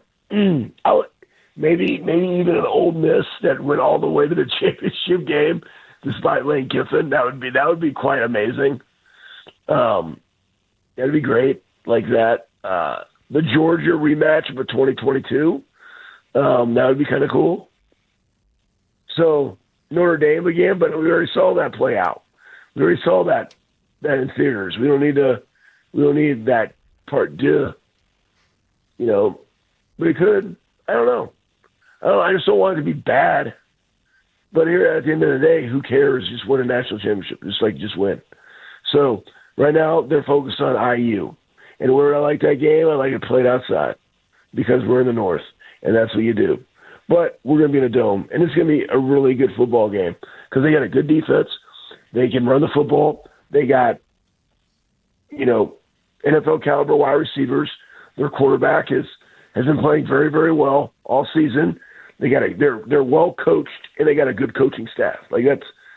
They're a well coached football team, just like Ohio State is. So it's going to be it's good on good. It's good on good next week. I like it. Technically this week on Saturday. But. This week on Saturday, I like it. I mean, Sykes, what How concerned are you? Do you think this, obviously, I would think would be the best team Ohio State's playing? Obviously, they played Texas, 100%. They played Michigan. I mean, how much better is Indiana, you think, than a Texas squad? How much better do I think Indiana is than a Texas squad?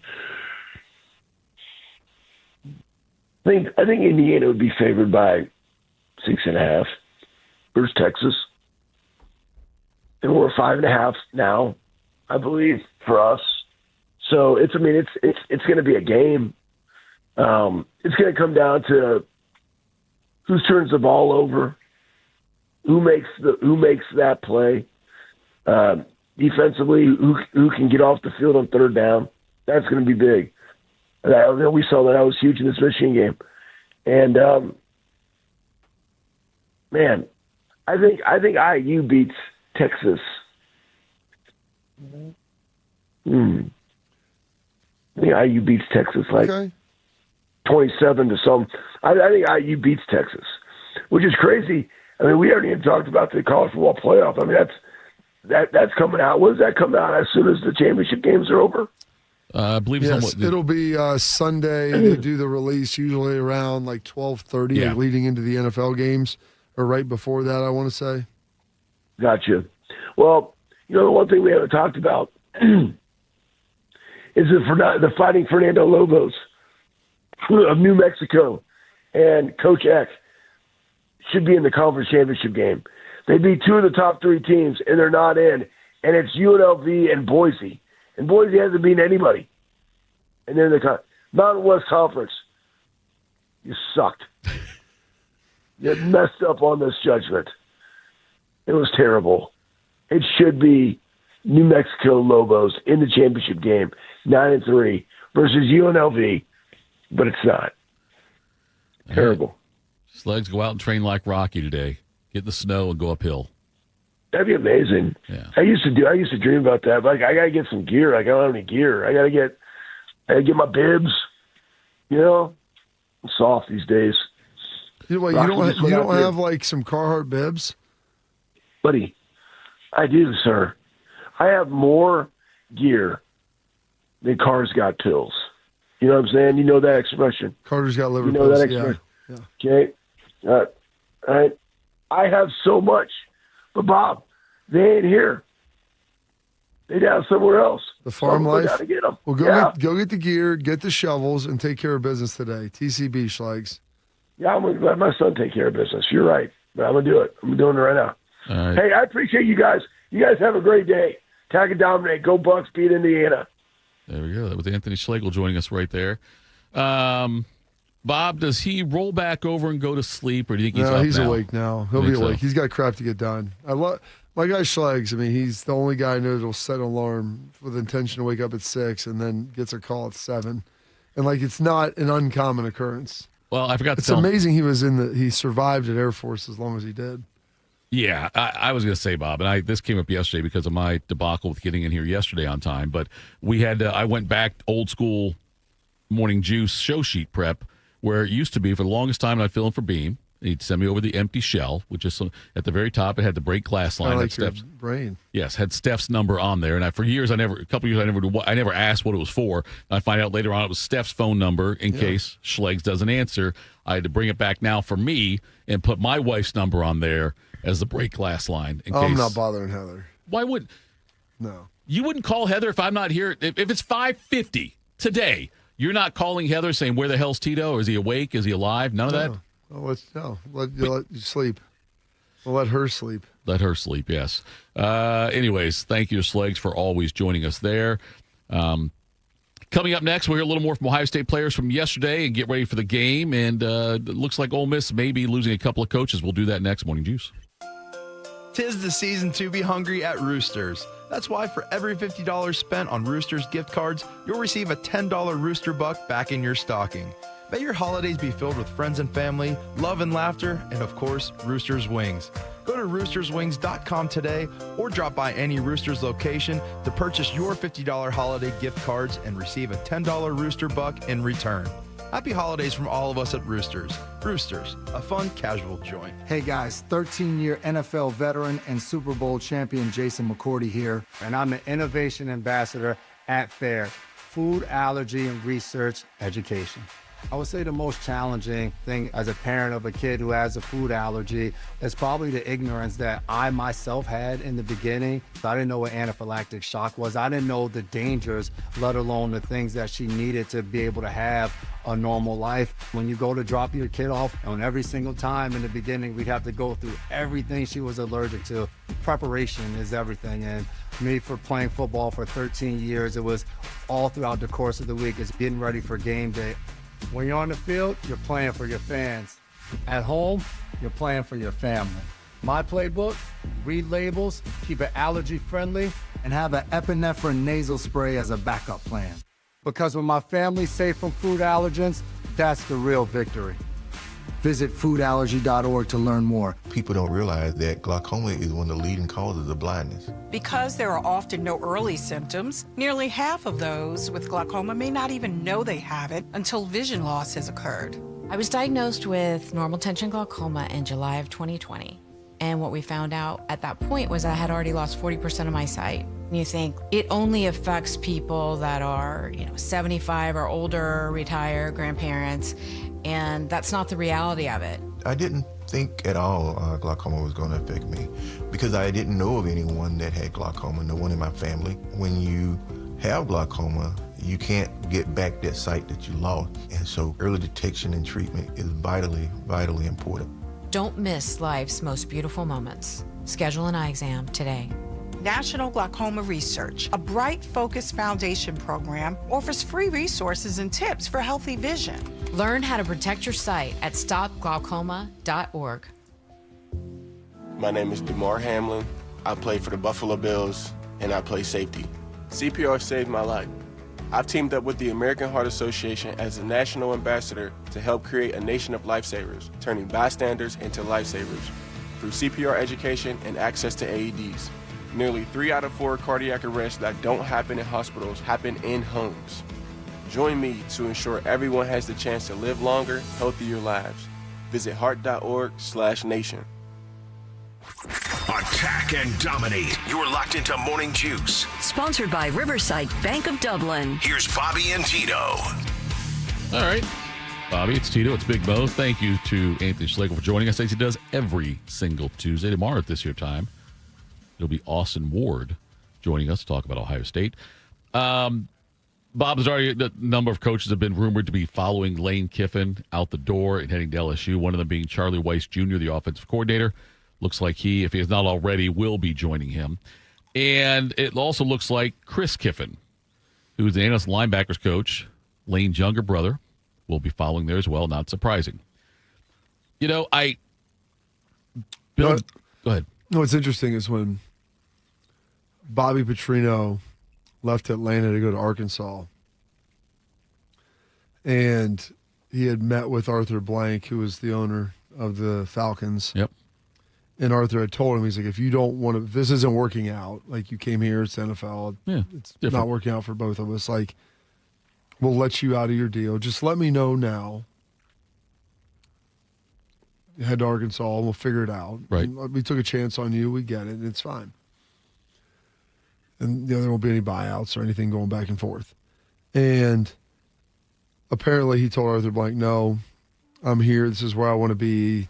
I love coaching the Falcons. We've got some work to do to turn it around, but I want to be here. Right.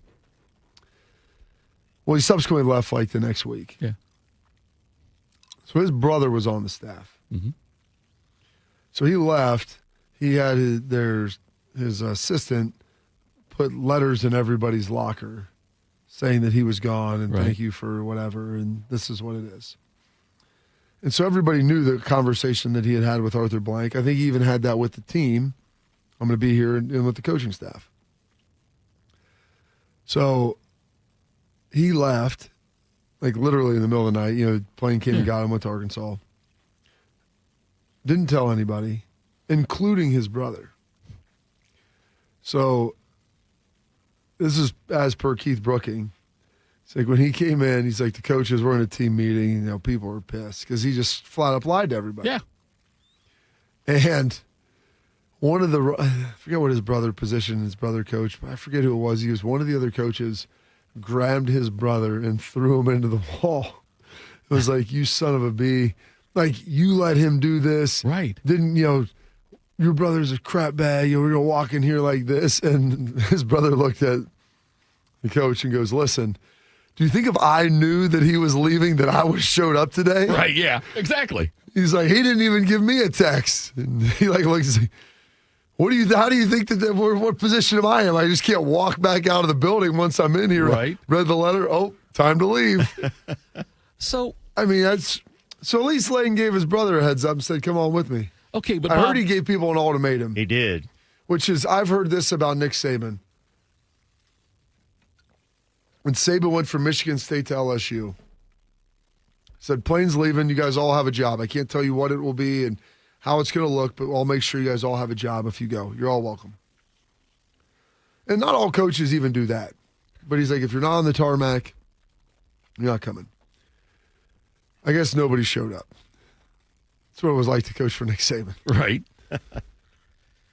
So this is not unprecedented, but he's like, either you're coming with me now or you're not coming at all. Did you guys see the video of, and the airport there is not big, obviously. No. People gathered at the airport right where the private plane was, and every coach, including Kiffin, obviously, got heckled and booed as they got on that plane. Yeah. That was to be expected. They knew that was absolutely. Coming. Well, then here's the thing, though, Bob. What is the thing? And I am not advocating for dishonesty and lying. But coaches in this situation, like the thing with, Petrino, maybe a different level, but just like you can't always be 100% honest. What do you mean? Okay. If Kiffin's undecided, if he tells his players, I don't know what I'm going to do, if he knows what he's going to do, he can't come out and say, I know what I'm going to do. He can't come out and do it like that. Like he has to almost be dishonest a little bit because... So I'm not addressing it. Okay. But like with... Your non-comment is a comment at that point. But right. You don't have to lie about it. You put yourself in that position. The reason you're there is because the players played well enough for you. They bought into what you were doing. And granted, he's a coach. He brought in the players, procured the talent, put them in that situation. But as a man, when you've asked somebody to invest in you and believe in you, and it's been a symbiotic relationship, like they benefit off of his success as well. But when I ask you straight up, or talk, like, and I know Brian Kelly, there's guys at Cincinnati, and they talk to him like this, like, hey, what's the deal? Right. Are you leaving or are you staying? And sometimes, well, I'm going to be here. And they know they're going to leave. I'm like, you're flat. It's a bald-faced lie. Don't say that. Just say, hey, there's things that we're trying to work out. I've loved my time here, but my future is uncertain. Do you think that his ego was so large that he was convinced there's no way they won't let me coach? I think he really wanted. I think season. He really wanted to coach, and I do think that he was torn emotionally about it because they've done a lot for him. I think he realizes that LSU is a much easier path to win. So Brian Kelly couldn't get it done, but he'll be able to have better talent and have a better chance to win there. Win it all. Win a national championship. So I do think that there's that piece of it. But I think two things can be true. Like he wanted to go to LSU because he thought it was a better job, but he didn't want to leave Ole Miss because of everything they've done for him and what he's built there. Like both of those things can be true, and that's why I think he was probably torn in this. And ironically, reportedly, Ole Miss had offered him $1 million more a year. Yeah, that's what I heard also, yeah. I just think that he really thought that, well, they won't ask me to go ahead and not coach through the playoff. Right. Like, I think he really thought, okay, we'll work this out. We'll figure it out. I'll let them know that I'm going to take this job, but they'll have me coach through the playoff. And I think Ole Miss just kind of shut the door on that right away, and it shocked him. I think it really genuinely shocked him. Well, and the AD's point, and Lane had said this because I don't know if the AD spoke on this yet.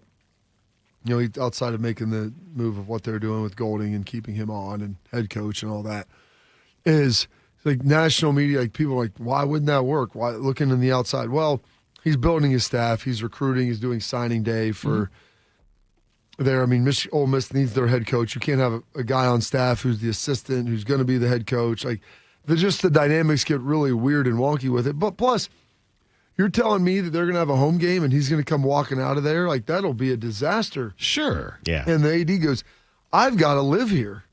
Yeah. And that's the reality of it. Like, you had to make a decision. Would it be best for the players and everything? Maybe. But it would be who's traveling to those games if you win? What is that reception like in Oxford for that home game? And there's a lot of issues that you'd have to overcome that I don't know if you could. Bob, does that, if they make the SEC championship game, if they had made it, does this announcement wait for a week? It's a great question because I don't know. I was waiting and watching. I think they were watching that Auburn game waiting to see. That's what it was, yeah. Is they're probably thinking if Auburn wins, this is going to be a real crap show. Yeah. Like, that would have been even a bigger mess. Because then, you're talking about playing for an SEC conference championship, which I don't think they've won since Arch was there. Yeah, probably. Yeah, it's been a long time since back in the 60s when they did it. Yeah, I think Arch, that was the only time. Or something like that. Yeah, 63. So, but like on the other side, like Saban did the same thing. No, Saban didn't say it. Saban did the thing, though. Was it we used Miami and said, I'm not going to coach Alabama, and then within the next day or two, he was at Alabama? Thing. You can't say that right and then go do it. Like, and I like Nick, and he's a hell of a football coach. Sure. But like saying that overtly, I'm not going to be the head coach at Alabama, and then you go be the head coach at Alabama. Right, yeah. Say, I'm not worried about that right now. Even if you know you're going, like, I'm not going to address that. I'm worried about coaching this team. Like, that's not pertinent information. Like, Lane, it's a great question. I'm glad I know you had to ask it. Right, like, yeah. He's always just patronizing the questions that come through. And it's like, you do, but I'm not going to answer it. And I get it. I thought Lane handled it well that way. You're right. Where he never said, I am not talking to other schools. You're right. He did the non-denial denial, or the non-admission admission, I guess you would say, by the way he did it. And the only one that I've ever seen anyone play it really well, and I'm not a huge fan of this guy as a coach, but when Lincoln Riley was at Oklahoma and they asked him, and he goes, I'm not going to LSU. And he wasn't going to LSU. He was going to USC. Right. So, hey, in my marketing class, I was in grad school, we called them ATRQs. You got to ask the right question. Right. All right. They asked if he was going to LSU. I am not going to LSU. Right. Everyone's like, okay, good. Sigh of relief. Nope, going to USC. Going to USC instead, yeah. All right, Bob, let's play a little game here. Oh, you hear the sound. You know what time it is. It's an appetizer Tuesday, a Threes Day. Featured appetizers, $3 all day long. Mac and cheese bites. It's the favorite of Schleg's, the favorite of Jeremy Birmingham. Put a little hot sauce on there. They're delicious. It's the mac and cheese you can eat with your hands. Now we're going to give away a $50 Roosters gift card that you might get before Memorial Day. 2026, hopefully. Hopefully sooner, though. We're working on our shipping and handling. Expediting it, yes. Our shipping and handling. Very least Arbor Day. Yes, Arbor Day, yes. If you can answer this question right. We talked to our guy Schleg's prior to this. Where is all his snow equipment? Does he have it? And if he does, where is it? 614-821-1460 is the number. Get the answer. Get the $50 Roosters gift card. All right, we'll do that next. Call in 614-821-1460 with that answer to that question. That's what he said. Where does Schleg's keep his snow stuff, if he even has it? We'll do that next with tell us what's got us juice. Morning Juice. Hey, what's up? It's T-Bone. If you've hit your medical deductible, now's the time to see Dr. Mark Levy. Get a custom oral appliance that stops snoring and helps you ditch that CPAP and pay less out of pocket. Call 1-800-MORE-SLEEP or visit sleepbettercolumbus.com before the year ends. My son Ian was diagnosed with a brain tumor at the age of 16 months. The outlook was pretty rough. I mean, it was, we had no hope until St. Jude rescued us. I mean, they saved him. To this date, we are 12 years into this journey, and from day one, we've never once seen a bill. it gave us the peace of mind to know that we're there with our son and we're going to beat cancer together. Now he is doing really, really well. He's alive because of what St. Jude has done. He's here because of the doctors who came before, their blood, their sweat, their tears, the knowledge accumulated and shared, with everyone else around the world. This is how we get rid of this, how we help kids beat cancer all over. It's the future. Together, we will make cures possible for every child everywhere. Learn more at stjude.org. You wanted to be cool, which led you to smoking, which led to a pack a day. Then you met that special someone, which led to starting a life with them, which led to wanting to live longer, which led to quitting. Then you heard you may be at risk for lung cancer, which led you to getting a low-dose CT scan. If you smoked, get scanned. Talk to your doctor and learn more at savedbythescan.org. Brought to you by the American Lung Association and the Ad Council. I always tell people I was the luckiest guy in the world. I wanted to be an Army man or a fireman, and I got to do both. As a firefighter, my job was about saving lives. I never thought one day I would be fighting for mine. After spending his career answering the call to save others, Ken was diagnosed with ALS. Now he's facing his biggest battle, for more time. For 70 years, Muscular Dystrophy Association has been answering the call to help people live longer and more independent lives. MDA means to me hope. MDA is leading the way for people living with ALS, muscular dystrophy, and other neuromuscular diseases by accelerating research, advancing care, and advocating to empower families like Ken's. I wouldn't be living as good of a life with ALS if it wasn't for MDA. MDA is helping people live stronger and love longer. Learn more at mda.org. today. Hey, what's up? It's T-Bone. Don't let your insurance benefits go to waste. End the year sleeping better with Dr. Mark Levy's oral appliance. No mask, no noise, just results. Hurry, deductibles reset soon. Call 1-800-MORE-SLEEP or go to sleepbettercolumbus.com today. Bobby played for the Dallas Cowboys. Tito wears assless chaps. I'm dead sexy. You're locked into Morning Juice. All right, Morning Juice. Tito, Bobby, Big Mo with you. Final segment of the program. Weston's just catching up, Bob. Weston Hawk 2674 and corrected me. He's just now listening today in history, but Rick Savage was not a drummer. He's a guitarist. Bassist, guitarist, we know? I thought he was the lead guitarist. Lead guitarist. Phil Cullen's in the band, right? Phil Cullen. Phil Collins is in Genesis. He's in Genesis. No, Phil Cullen, I think, is this one, the blonde-haired dude. And then Stevie Clark is the one who passed away from a drug overdose. Again, maybe I'm the one with onset CET. I apologize for getting that one wrong. Anyway, yes, so I got that one correct. People throw in the chat, though, Rick Rodriguez did the same thing to West Virginia. He left and went to Michigan.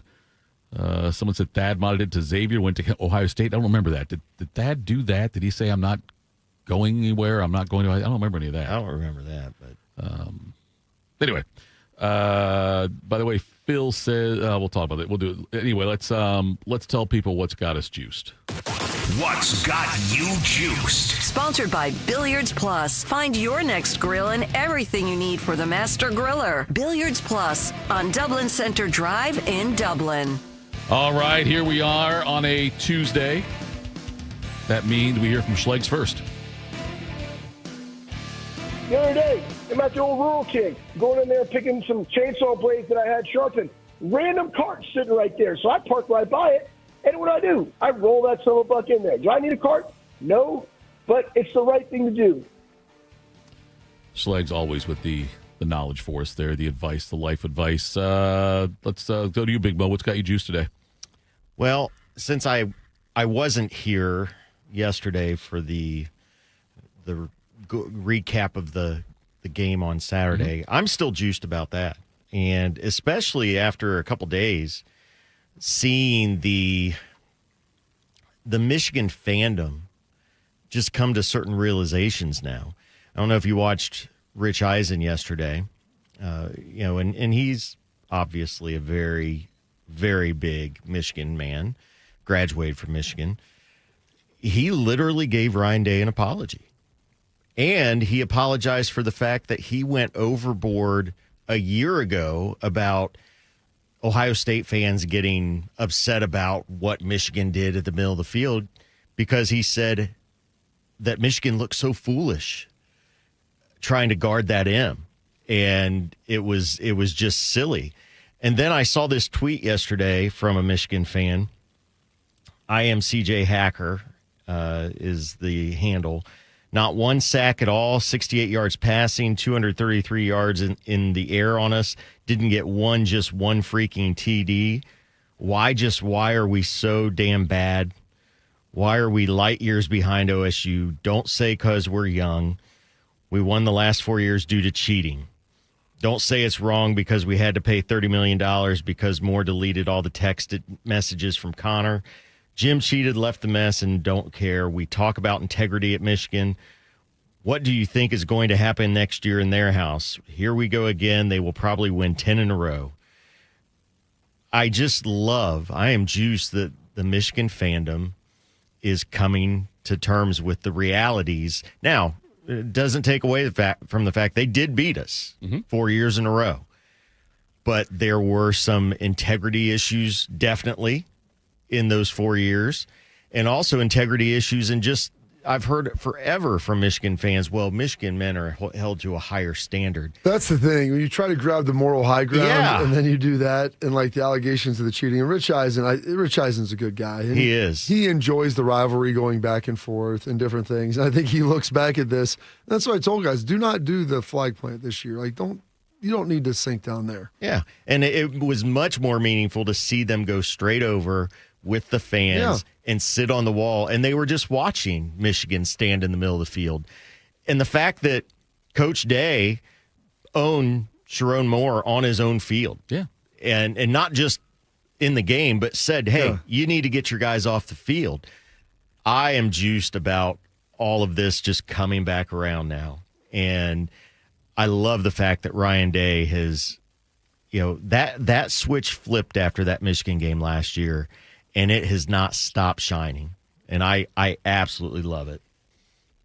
It's been great. Hey, did you open the phone lines?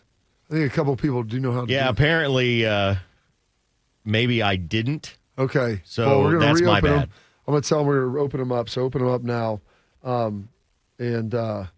We'll get some calls coming through here, and that'll be good. What's got me juiced today? Snow day for the kids. It's been good. My family was sick at the house this week on Sunday. A couple of them got better yesterday. I think everybody's trending in the right direction. They were really, really jonesing for a snow day, and they got it. And I was sitting there. I walked over at about 4:45 to wake up my oldest son to get him ready for swimming, and my phone started ringing. I looked down. I was like, you know what? This is it. This is it. Here we go. Upper Arlington superintendent, and no school today. I said, all right, that's good.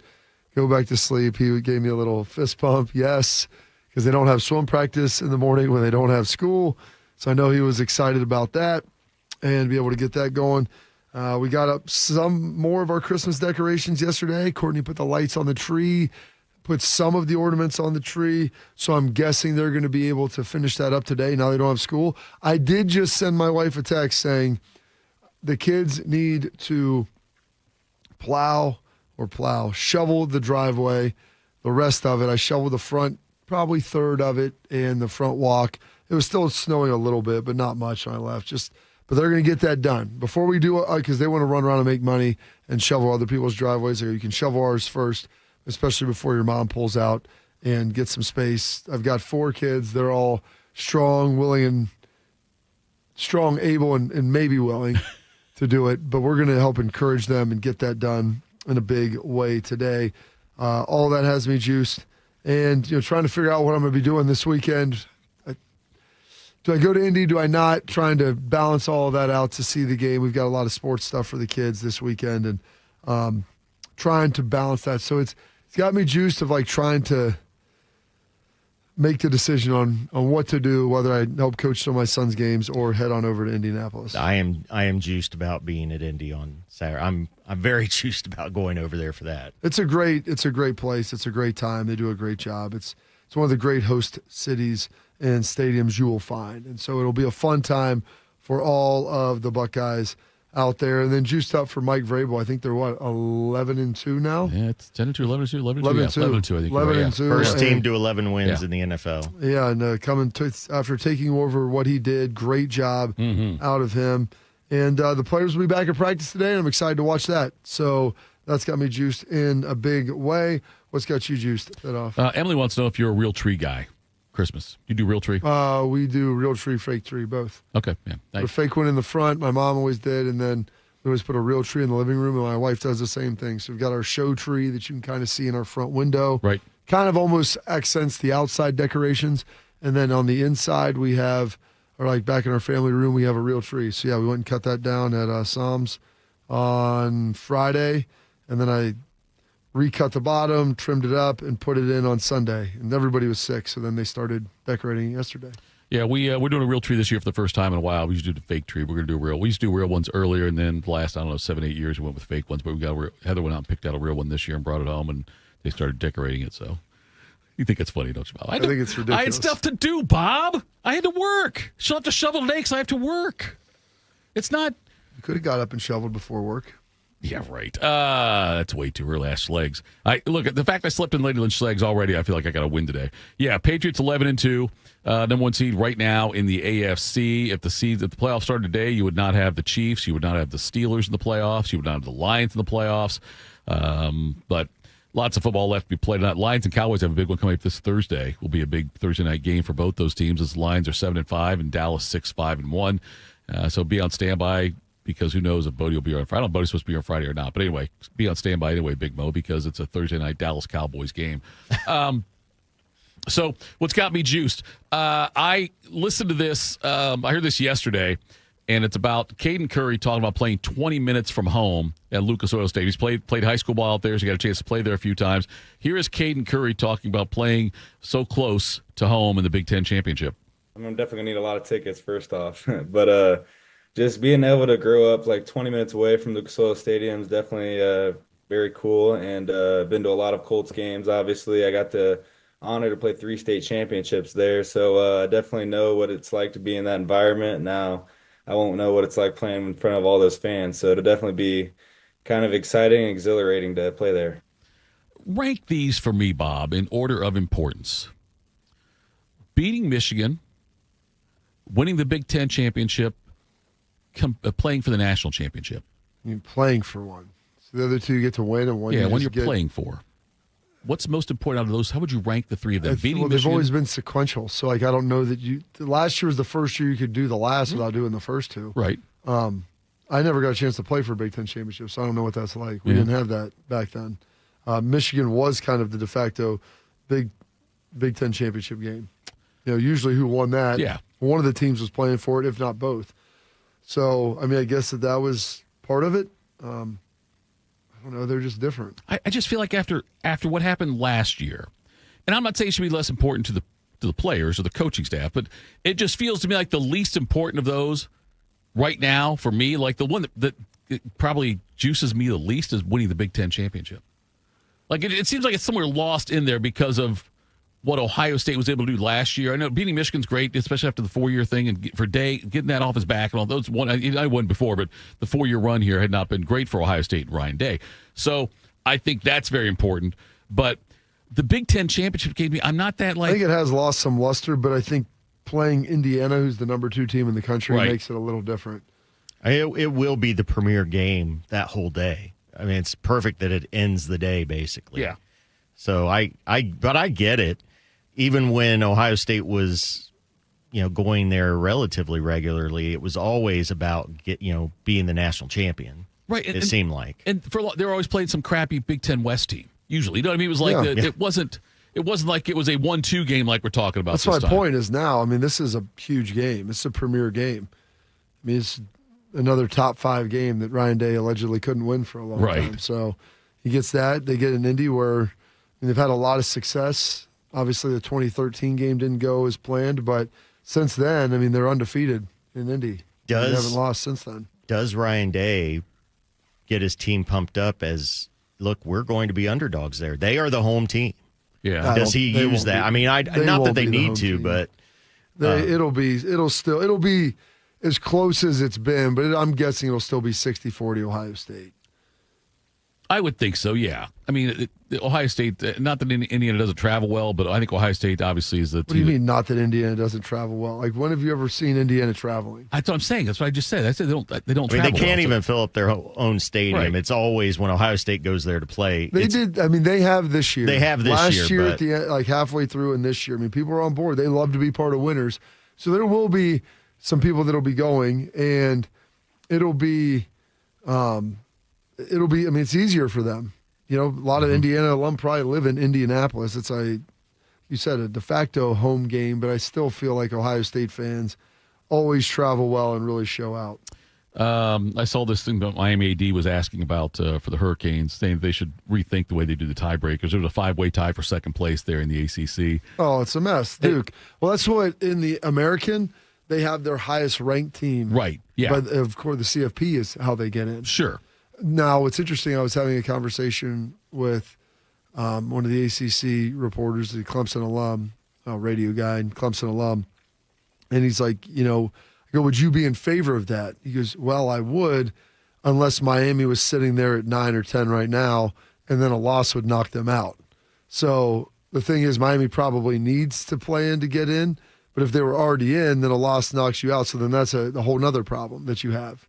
So that's the thing. Like, if you're going to play these games, I mean, they've got to matter, and the consequences are part of it. If I'm not mistaken, in that 5-way tie for second, Duke ended up emerging. Yes. But I don't think Duke beat any of the other 4 teams they were tied with this year. Yeah, because they had all the thinking tiebreakers and strength of schedule and strength of record and opponent's win percentage and all that crap that they get down to. I mean, that's the problem. When you have those massive ties, not everybody played everybody, and Duke didn't beat any of them, but the other ones beat up each other. I don't know how all that works. I don't know how, like, in 73, when Ohio State and Michigan both entered the game undefeated, and they tied, and Michigan had lost their quarterback to a serious shoulder injury in that game, and then they did the conference vote. That always pissed off Schembechler that Ohio State was voted in. And they always contended that Michigan State was the one who voted against Michigan, the one swing vote there. They won by one vote, Ohio State did. But I'd almost rather see that in the ACC than the way they're doing this now. I'm not saying you can do it because under the pot. I'm not, but like, it's like let's let the conference side, because who's the team that gives us the best chance at winning in the playoff, and that's not Duke and it's not Virginia. It was unique because wasn't that the 10-10 tie year? Yeah, the 10-10 tie. So they actually tie. I mean, the head-to-head is there, but they actually tied. Right. So that's the one time where that doesn't apply anymore. But I don't know, voting, I mean, was it the best way? Maybe. I don't know. You get a vote, and you'd have Dabo sitting in the corner going, it's us. It's us. We're the best team. Well, the thing is, too, with that, is there was a rule in the Big Ten where you couldn't go consecutive years for a while. I mean, it was just ridiculous. And back then, also, only one team went to a bowl game for a long time, too. The bowl games used to matter. Yeah. Okay. Anyway, thanks all, Juice, for tuning in. Please be careful out there today. Bobby, thank you. Big Mo, thank you to Schlegs. Make sure you tune in tomorrow. We'll have Austin Ward on to discuss more about Ohio State football. It's been a great day, folks. Morning Juice.